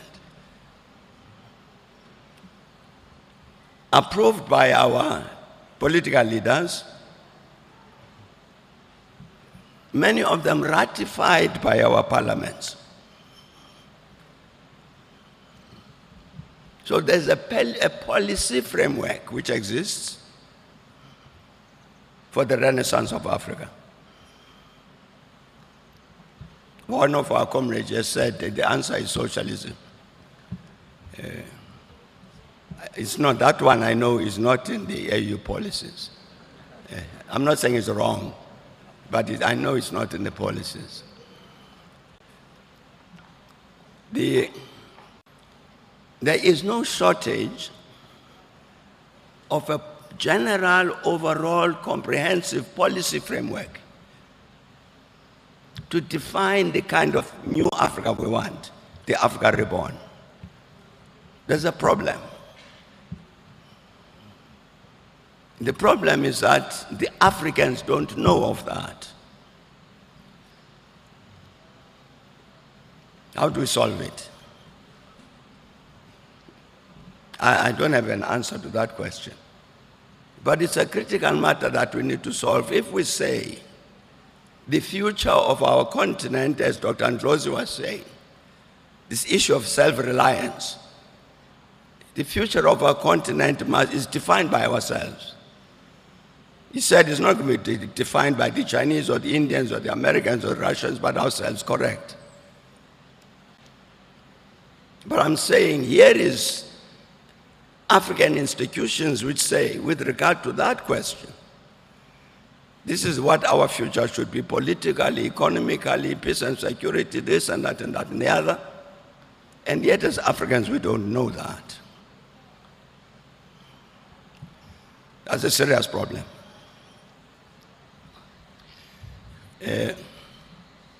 President Kikwete, other people,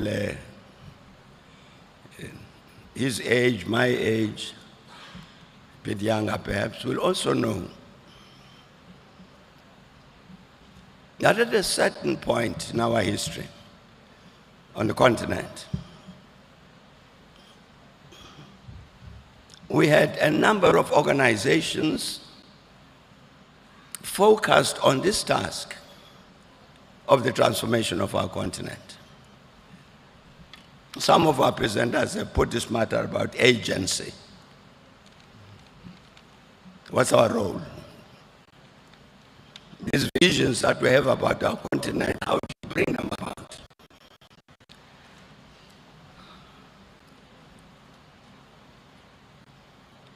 Earlier, there used to be on the continent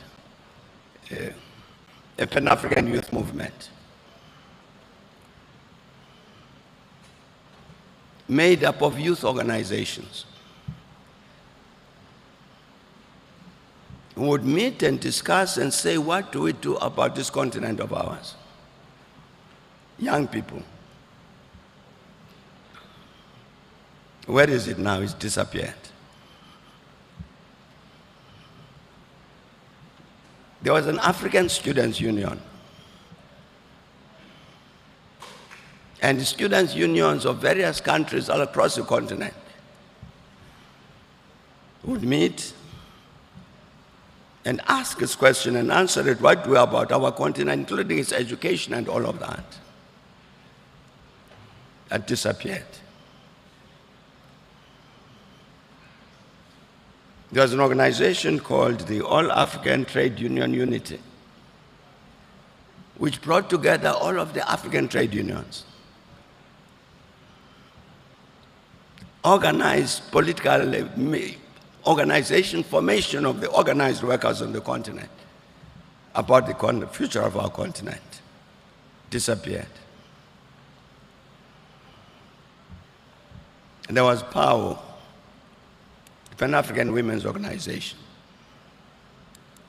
The power still exists.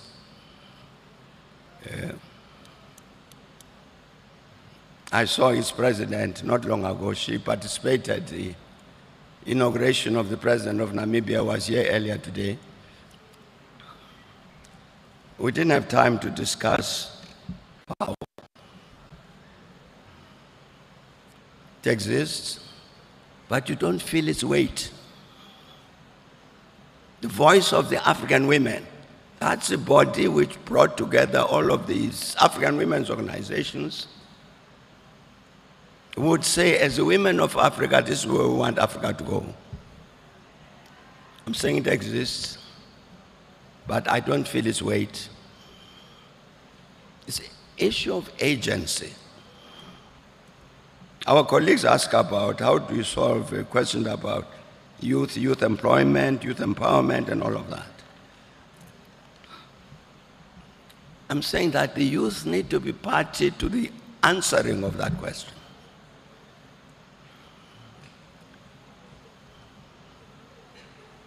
But they don't have the organizations on the continent which give them the necessary power as a youth to act together, to say, we as the youth of Africa, this is what we're saying. Whether it's employment or whatever.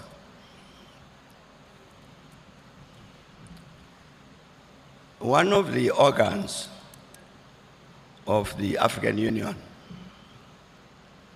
is an ECOSOC, which brings the cultural, social, and organizations. And that is the task of it.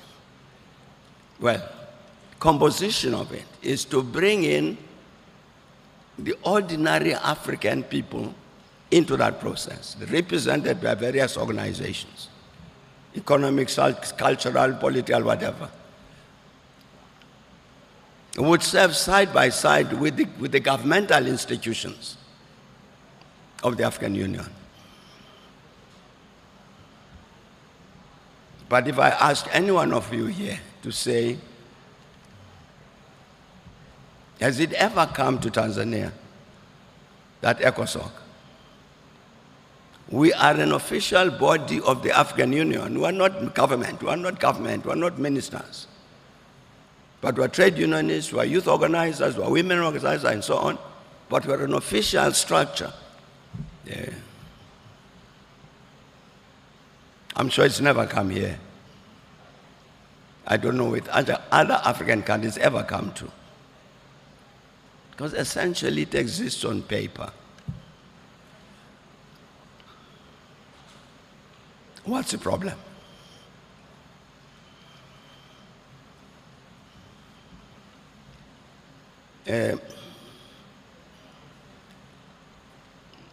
I'm going to tell you one or two secrets. But since we're all here agreed on secrecy rules, please don't tell anybody else.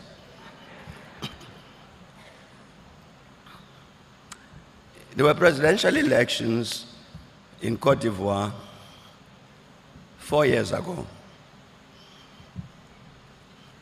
The opposition parties got together and they contacted me to say, as you know, there are presidential elections in Cote d'Ivoire later in the year, but there are certain things that are not right. And so we'd like that the presidential election should be postponed so that we, the Ivorians, can sort out the things that are not right. And one of the things that they said was not right was the constitution, composition of the electoral commission. The matter had been taken up to the African people, the Court on Human and People's Rights, which had looked at the question about the composition of the Electoral Commission of Cote d'Ivoire and took a decision that that commission needed to be reconstituted because it was not in a fit state to conduct any election. That's a judgment of the African court, and said this is what it must be changed and these things must be addressed and therefore it must be reconstituted. The government of Cote d'Ivoire ignored that decision. So the opposition, when they write to me, they say, part of what we want time for is for us as Ivorians to discuss a matter like that, to get the commission properly constituted to run the next elections and other matters. Can you please talk to the African Union, to ECOWAS, and United Nations to help us to address this particular matter? Yeah. So, which I did. So I communicated this message to all of these bodies. To cut that very long story short, nothing happened. I then write to the AU Commission. And I said to the AU Commission, please don't observe those elections. Because held under the conditions that the opposition was talking about, it was obvious that you could never say that those elections would be free and fair. And therefore I say to the AU Commission, don't observe them, because if you do, you legalize them. So, of course, they ignored me. They observed the elections. But what was interesting is that the commission then responded in writing to say to me, but President, you of all people know very well that the things that you are asking us to do and not to do, we can't act on, because the rules and regulations and policies and whatever of the AU don't allow us, the Commission, that kind of space. So in a sense, you are saying, but we are surprised that you of all people should raise these matters with us.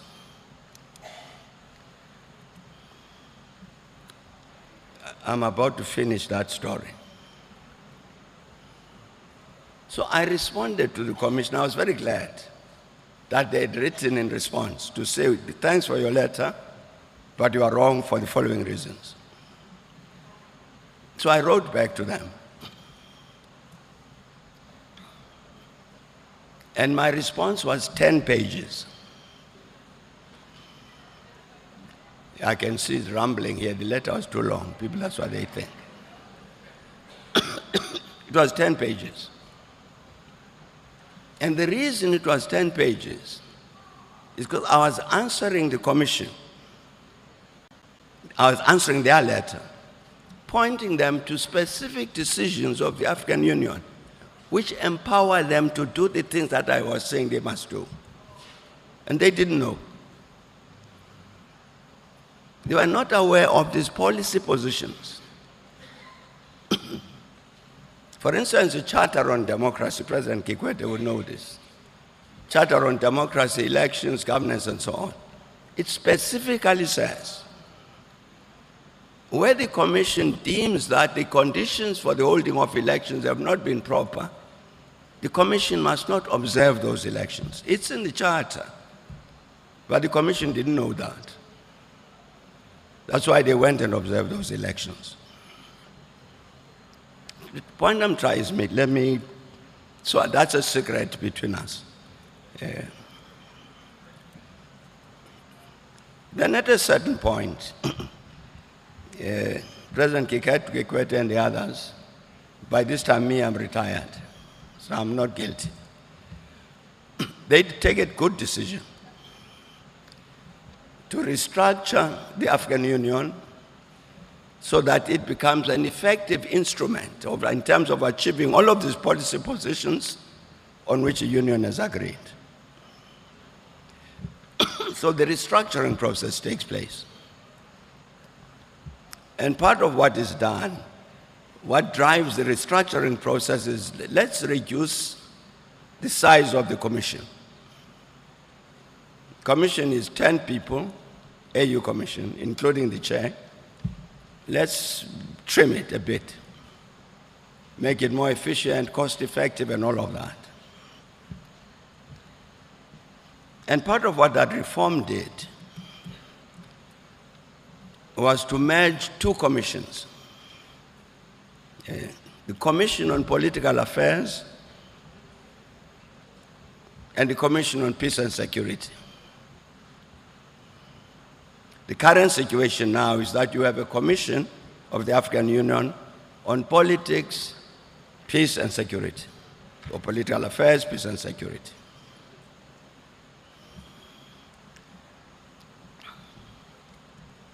It was a very bad decision.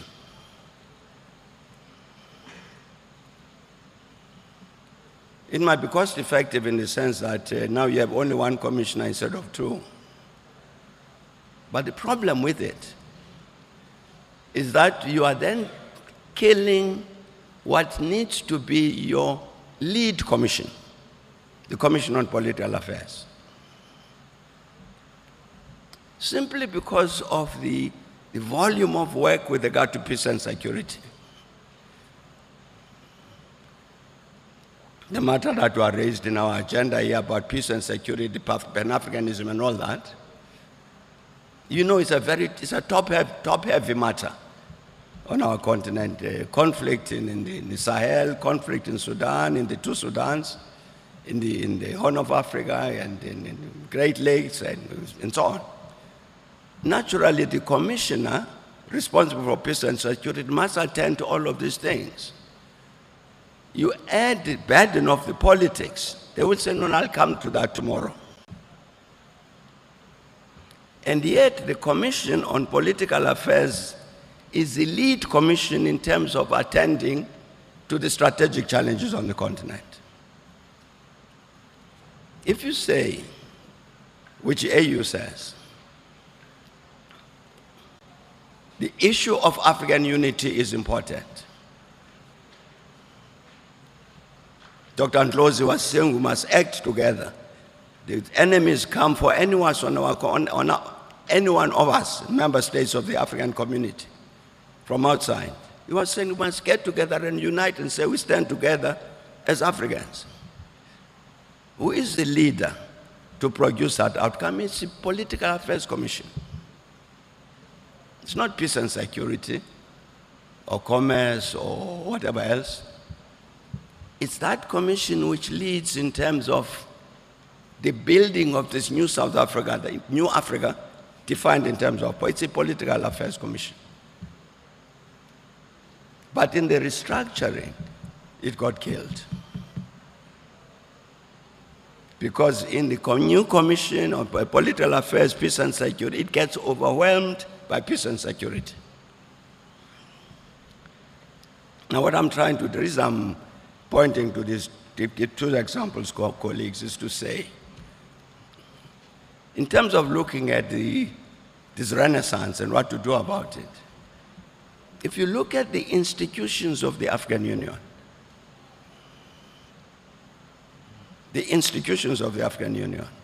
this continental organization which has given us a whole range of policy positions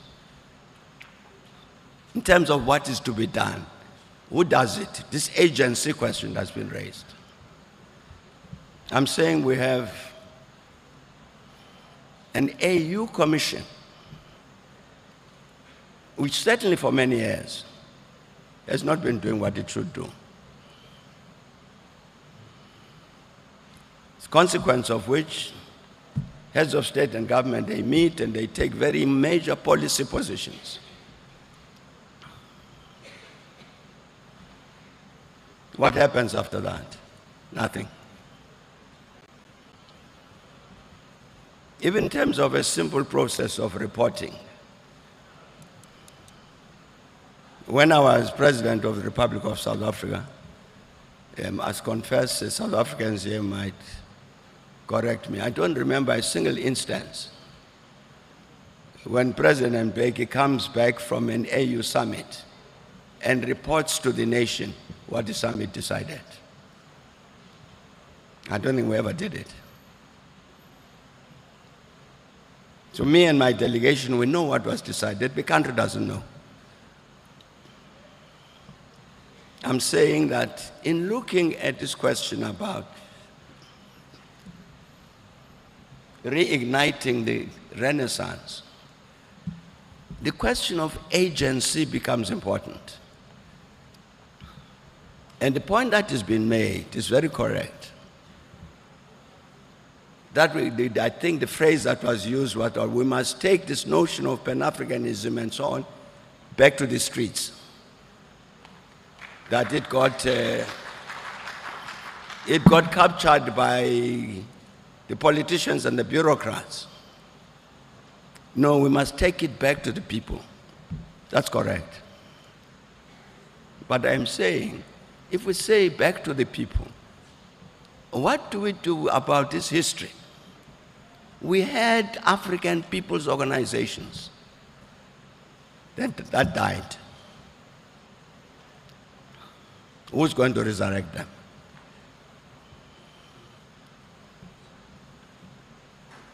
I'm saying you've got the institutions of the African Union which have got an obligation to help implement these policies which have been agreed upon. But you have an AU Commission which does not even know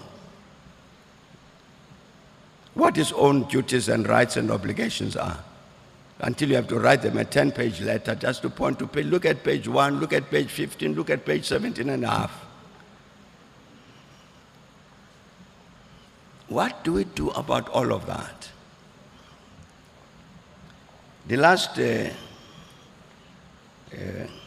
institution I should mention are the political parties on our continent. Because I think it's the first responsibility to reignite this renaissance and the political parties.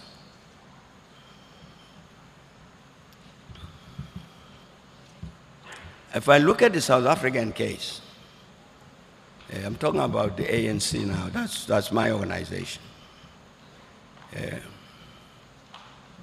Over the years, the ANC has walked away from the African agenda. I mean, sit there, you can see it, that the engagement of the ANC with the African challenges over the years has weakened and weakened and weakened. People are preoccupied with what to do with South Africa and so on, which is sure you've got to be preoccupied with that. But you can't do it at the expense of the rest of the continent. But that's what's happening. I see Ambassador Amimpungwe here in front of me. I'm finished with that story, President Kikwete.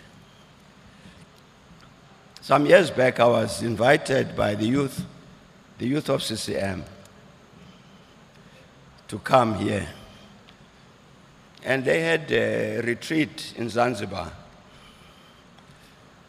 So they said they wanted me to come and join them in that retreat. So I came and we went. So these young people, they say, now President, the late Ben Mkapa, may his soul rest in peace, was also there. So they said, now President, you see, that front row, those are veterans of our struggle for the independence of Tanganyika and so on. Sitting in that front row. The rest is the youth. And now, what's happened, President, they say? If you look at us, I'm a lecturer at University of Dar es Salaam. I'm an accountant, that one is a lawyer, this and that and the other. We've got skills which are globally marketable. I'm Tanzanian, but I can get a job as an accountant anyway. You see these old people here, the veterans.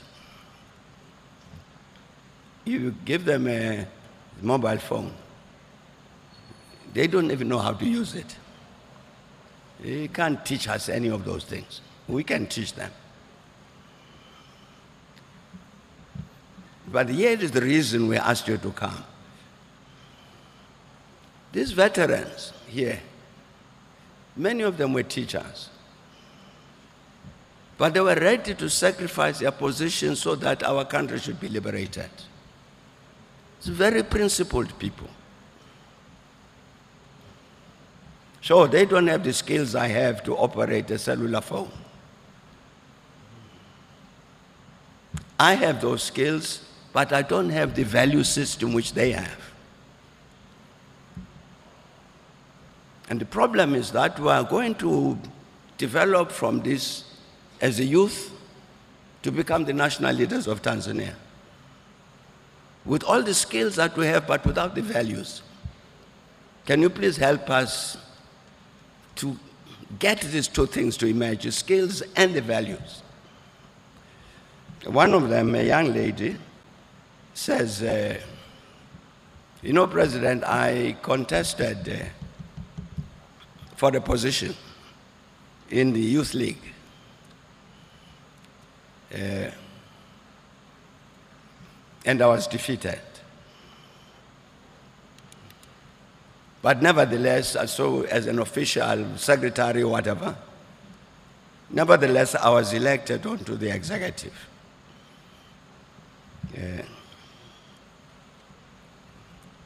So we discussed the matter of why she got defeated. And she says, it's because my competitor used money. Bought votes. And they've got more votes than I did. So I say that worries me. That the youth of CCM are already using money to buy votes to get elected. And she said, President, the matter does not end there. This young comrade of mine, who had the money and bought the votes, is a drug dealer. He got the money from selling drugs.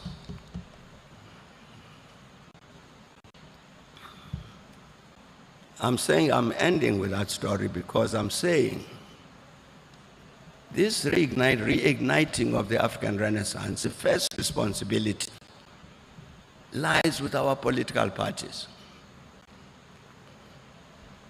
on the continent, inspired by the spirit of Pan-Africanism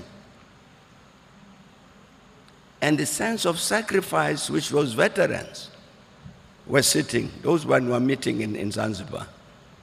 By that spirit of self-sacrifice being loyalty to principle and loyalty to this Pan-African perspective. We're talking about Mwalimu Julius Nyerere here. We need more Nyereres today. Our political parties need more Nyereres. The tragedy is that President Kikwete, I'm sure you and I, when we sit in a corner and we go through each one of these political parties on the continent, we would come to the same conclusions, that things are not right. In the end, what does that mean? It means that the university, the students, and I don't know, I'm not going about the lecturers and professors, the students. The students of the University of Dar es Salaam need to sit together and say, we want to be part of the process of reigniting this Renaissance. We want to take our place, respond to our own responsibility to define the future of the continent, and answer the question themselves, well, what do we do as university students of this university? What do we do to achieve that objective? It's a task. I'm giving this as a task. The Chancellor of the university has agreed with me that I can give you that task. This university, it's an old home to me. I've been here many times, and the reason for that is because this particular university was the lead university in helping the continent to answer the question from 1960 when the continent gets independent. This university was very central to answering the question for independent Africa.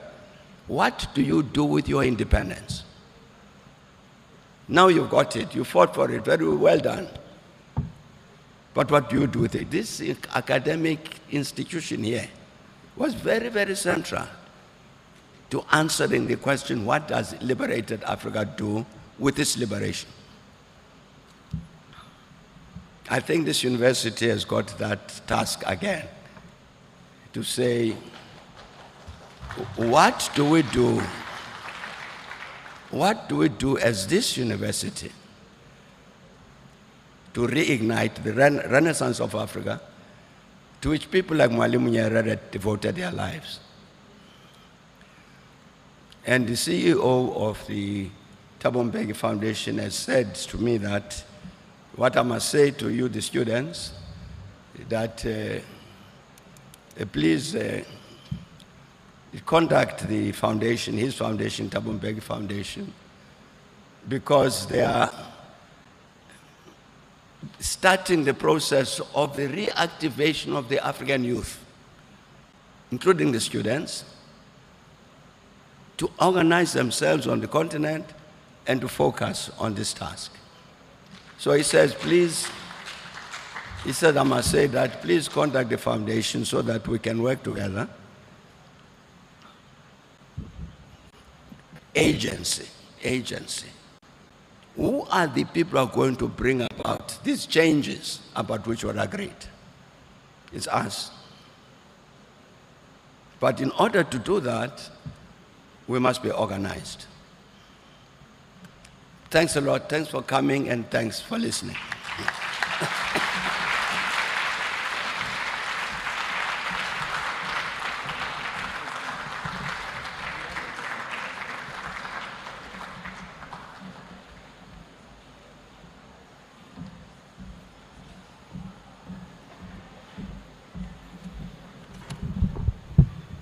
Distinguished delegates, let's give His Excellency Thabo Mbeki another big round of applause. Thank you very much. I've requested Your Excellency to remain back on the stage for two things. One, I will now invite His Excellency Dr. Jakaya Mrisho Kikwete to present a token of appreciation to you. Number two, we shall have a vote of thanks, and while at that, group photos. With your permission, now as President Dr. Jakaya Kikwete is coming, let's give him a warm round of applause onto the stage.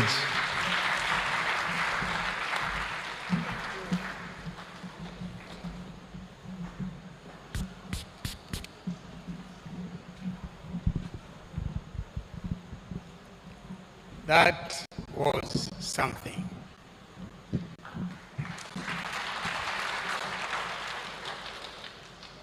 This is my senior brother, the Thabo Mbeki I have known for many, many years.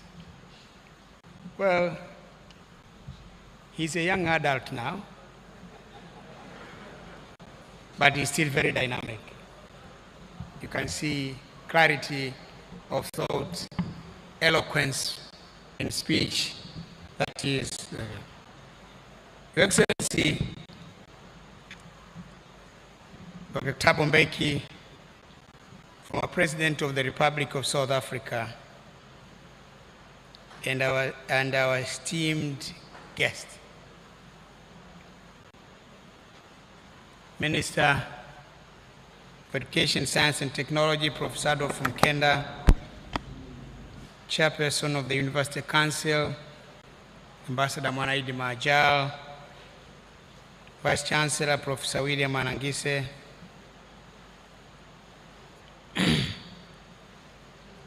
Acting High Commissioner of the South African Embassy, distinguished participants, ladies and gentlemen. Let me again begin by thanking, on behalf of the University of Dar es Salaam and on my own behalf, our deepest appreciation and warmest welcome to our esteemed guest, His Excellency Dr. Thabo Mbeki, former President of the Republic of South Africa, and one of the most revered Pan-African thinkers and statesmen of our time. Your Excellency, we are most grateful for you to consider the University of Dar es Salaam to host this year's Thabo Mbeki lecture. It's an honor for which we highly appreciate. We commend your vision and tireless efforts to reposition Africa to its rightful place in global affairs, where it is not a passive observer, but an active and respected participant in shaping international relations and global power dynamics. The theme of this year's lecture, the state of the continent, reigniting the African Renaissance, could not be more timely or more urgent. You have set the tone for serious reflection and have reignited a long-burning flame, the desire for African transformation driven by African thought, African agency, African leadership, and the African people. The winds of change are gathering storm across the continent, but what Africa needs now is not cosmetic reforms, not rhetoric, but profound structural and ideological transformation that redefines governance, economic models, and intellectual production on African terms. The demand for change is growing, and it is a demand that we, as leaders, intellectuals, and institutions, must respond to with clarity and courage. Your Excellency, we are especially inspired by your deliberate inclusion of young people and emerging intellectuals on this podium. That gesture speaks volumes about your continued belief in the power and potential of Africa's youth. They are indeed the lifeblood of our continent's future. I join you in calling for increased intra-African youth engagement, facilitated by homegrown Pan-African programs that foster dialogue, unity, and purpose across the borders. President, when you spoke about the role of this university, I remember when I was here, I was a student here, 72 to 75. That was quite a long time by any standards. But you can imagine at that time, Professor Shivji was a very young man, radical, class struggles in Africa, writing articles. And at that time, President, we had a team of professors and lecturers from across the globe, but all of them with that revolutionary mind. Walter Rodney was here. And he wrote his book, How Europe Underdeveloped Africa, when he was here. We used to have ideological classes every Sunday. And those of us who were attending those classes used to call ourselves Sunday metaphysicists. We used to invite people to come and talk. And at that time, the University of Dar es Salaam was red, dynamic, and we were the bastion of thinking about the African Revolution. One incident I would remember when I was student leader here, was the day when Gasha Butelezi came.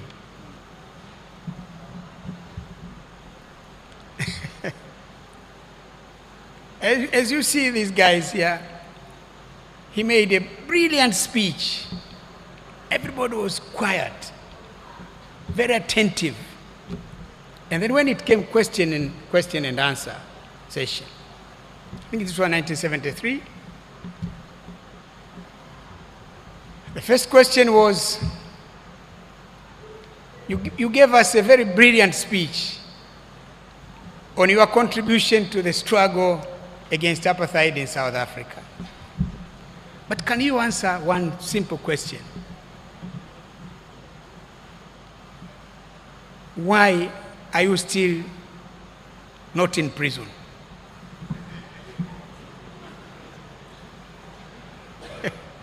Nelson Mandela is in prison.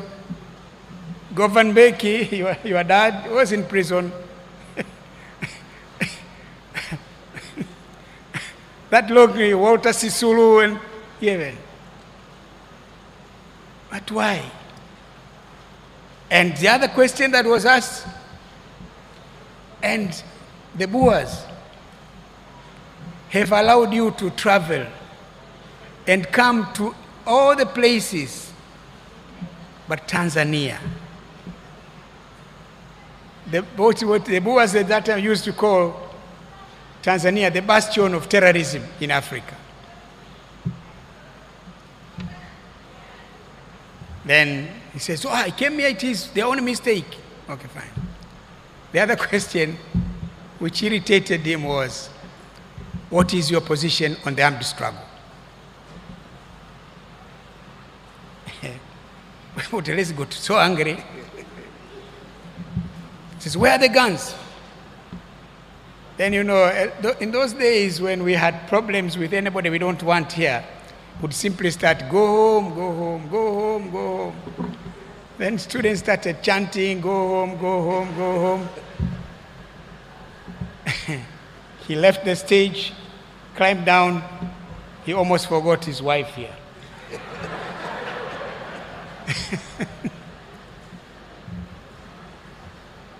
In those days, we used to be quite active. The other incident I will tell you was when Sir Alec Douglas Hume came. He was the Foreign Secretary of the United Kingdom. And at that time, the British were playing games with the question of the independence of Zimbabwe. So some people told us that he's coming. I was a student leader. What we did was to organize buses.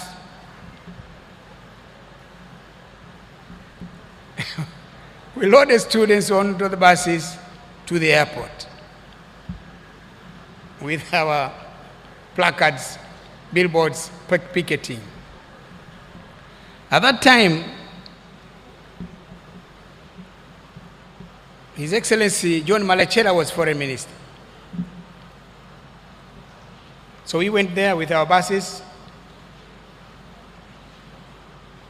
and the police said, no, you cannot be allowed to go to inside the airport. Then I was asked to go and talk to the Foreign Minister. And at that time, Patrick Koro, he's now late, the husband of our late professor, Martha, who died also recently, was there. They asked me, what do you want here?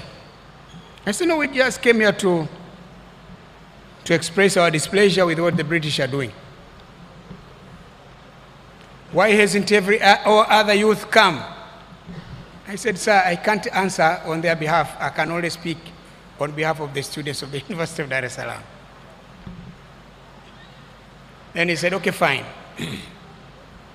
Can you sign an indemnity that if anything happens to the to the foreign secretary, you'll be accountable. I said, okay, fine. Just give me the book to sign. Then Foreign Minister Marechera says, you young men, you look very arrogant. It's not arrogant. So then I signed, committing myself that if anything happens to the British Foreign Secretary, I'll be accountable. Well, we were allowed to go in because I had signed. They told us to stay at certain position. But then when we realized the British Super VC-10 was going to other direction, we said, let's go there. So as the plane was stopping, we also stood there. Hey, home, go home, home, go home, home, go home. Our student leader at that time was Martin Shinganya. And he said, don't worry, you just start reading our message. So we're reading the message. The British gentleman came down the stairs. So at some point I got worried because these young people now were starting to throw papers at him. But fortunately, he left unharmed. So I can recite so many stories of how committed we were to the struggle that was ongoing. But it was a combination of many things. The type of professors we had, and the time we had. Because at the time, this was the time when even the national mood, the national aspirations were to fight for the independence of this country. Well, I'm the Chancellor. We have to reinvent ourselves as a university.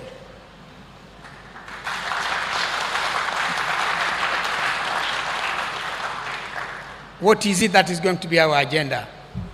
What is it that we are going to pursue? I think that's a message. You left it with us, leave it with us, we sit down with everyone. And as long as Professor Shivji is now a Professor Emeritus, they're still there nurturing the people. Penina is still there.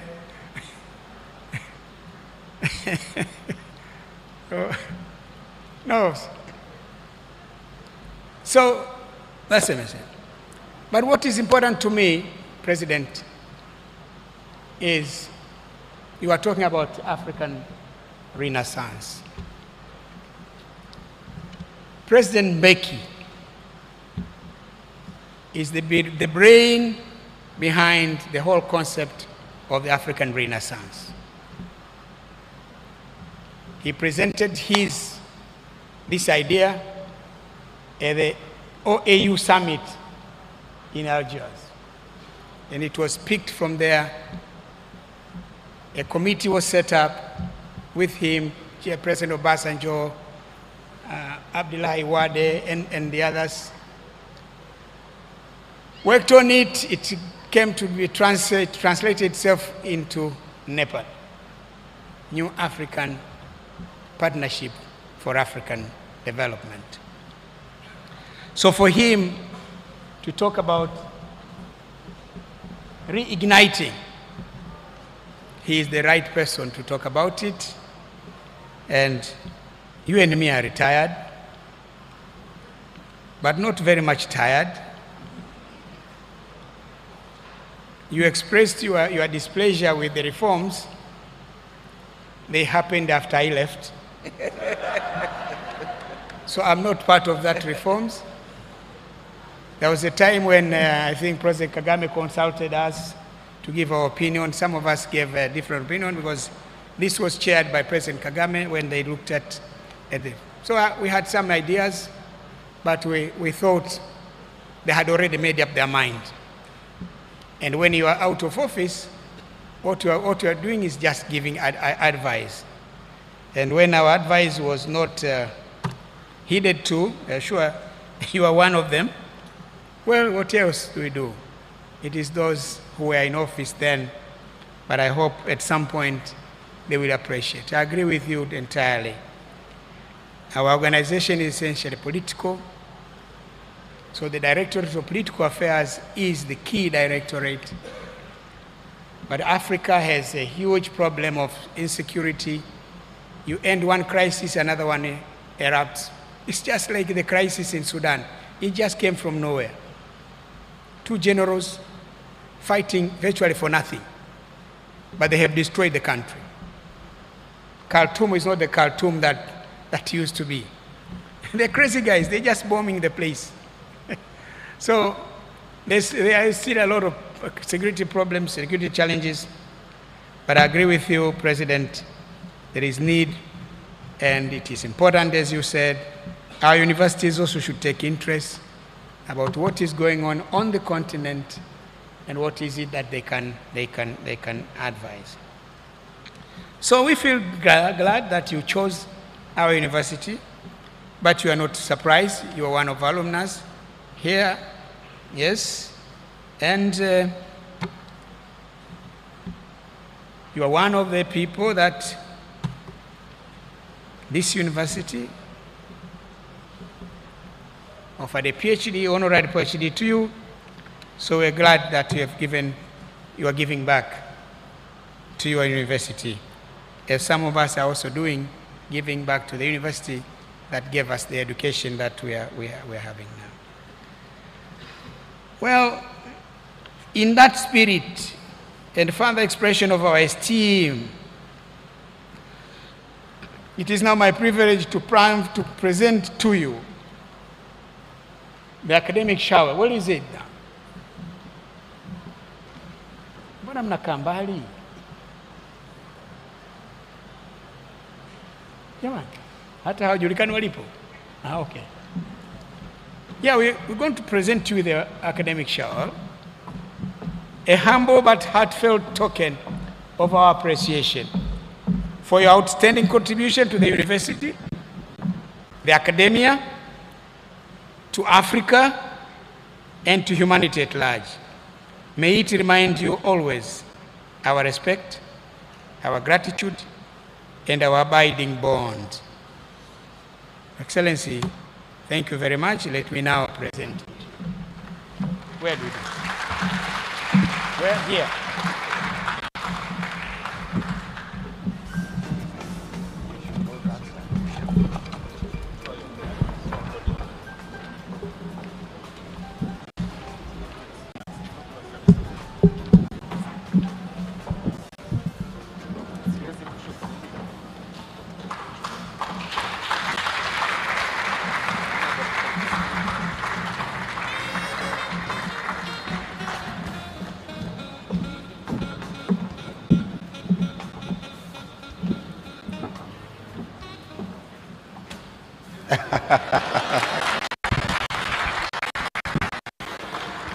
A big round of applause.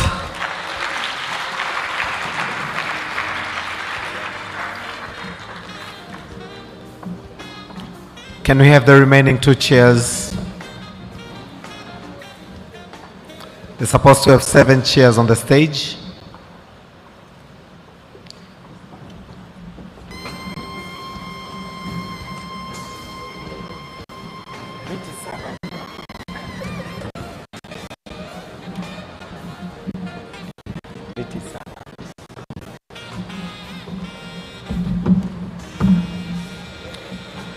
Can we please be seated as I request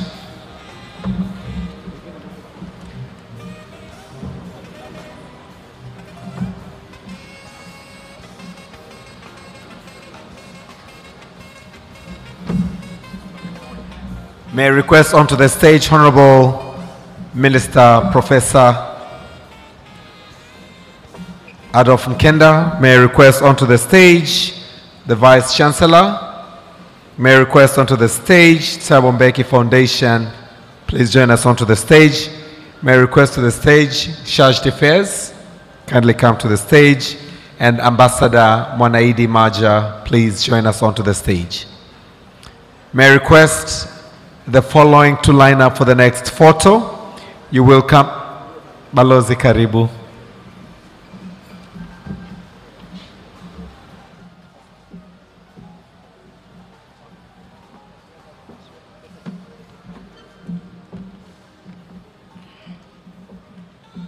May I request the following to be on the line for the next session, which will comprise collaborators and partners: UNISA representative, Uongozi Institute, Nyerere Foundation, Uncle Gold Ashanti, and University of Dar es Salaam.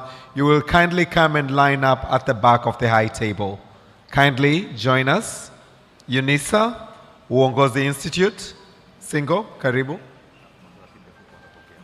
You will come through where I'm standing and exit through the left-hand side. Mwalimu Nyerere Foundation, Anglo Gold Ashanti, and UDSM.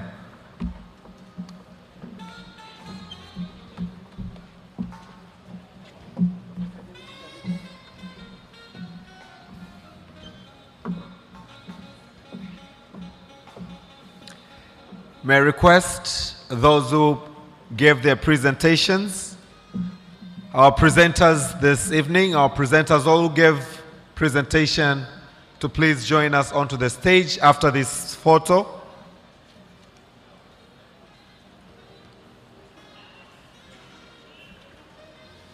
You will come through where I am and exit through the left-hand side. May I request to exit through your left-hand side. Thank you very much. Can I bring another set?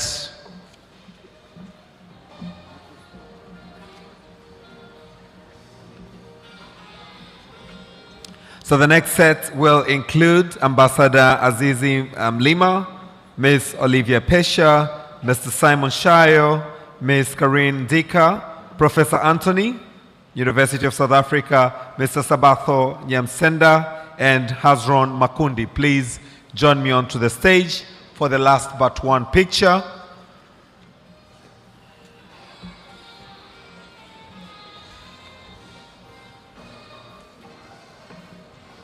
And the final picture, which will be of students representing the rest of all of us: Hassan Faraja, Moses Kazimoto, Raicho, Mwaka Jubili, Sabi Isaac, Anna Joel, Jess Kampanda, Kevin James Kimola, Donatilla Frederick, Maria Felix, and Amos Mshingi. Please join us onto the stage. The students representative that I've just called, please come quickly onto the stage for the final photo session.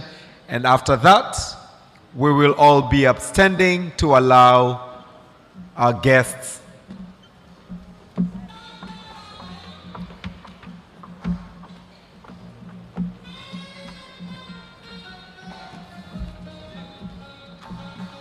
So this will not be the last photo, but the last photo will comprise of Professor Shivji, Balozi Amimpungwe, the professors that are present in the room.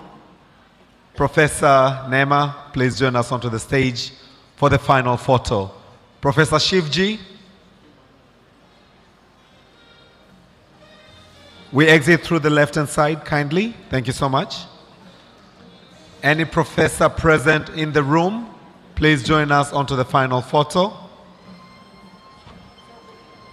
Penina, please join us on the stage. Penina, kindly join us onto the stage.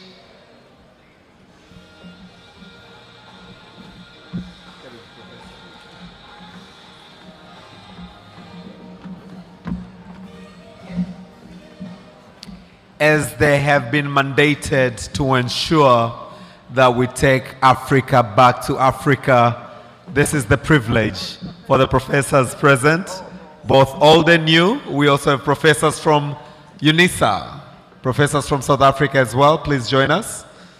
They have gotten onto the stage. Professor Shivji. Ladies and gentlemen, some of us are walking onto the dreams that they had. Can we give them a big round of applause?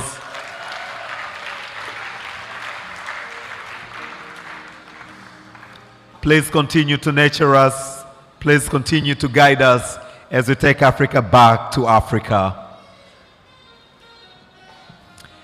Thank you very much, professors.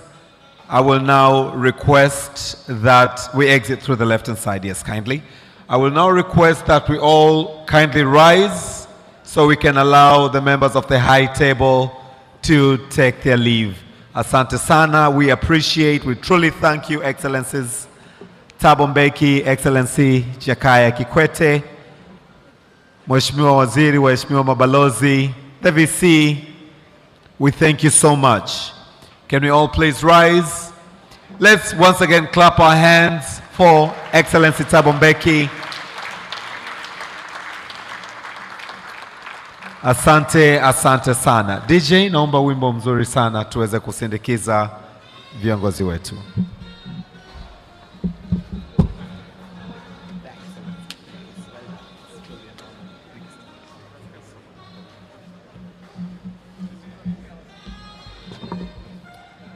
As they come down the stage, let's continue to clap our hands in appreciation of their dedication and commitment to reigniting the African Renaissance, the state of the continent. We've come to the very end. Let's kindly clear the pathway so we can allow them to proceed. Let's clear the pathway. Asante, asante sana.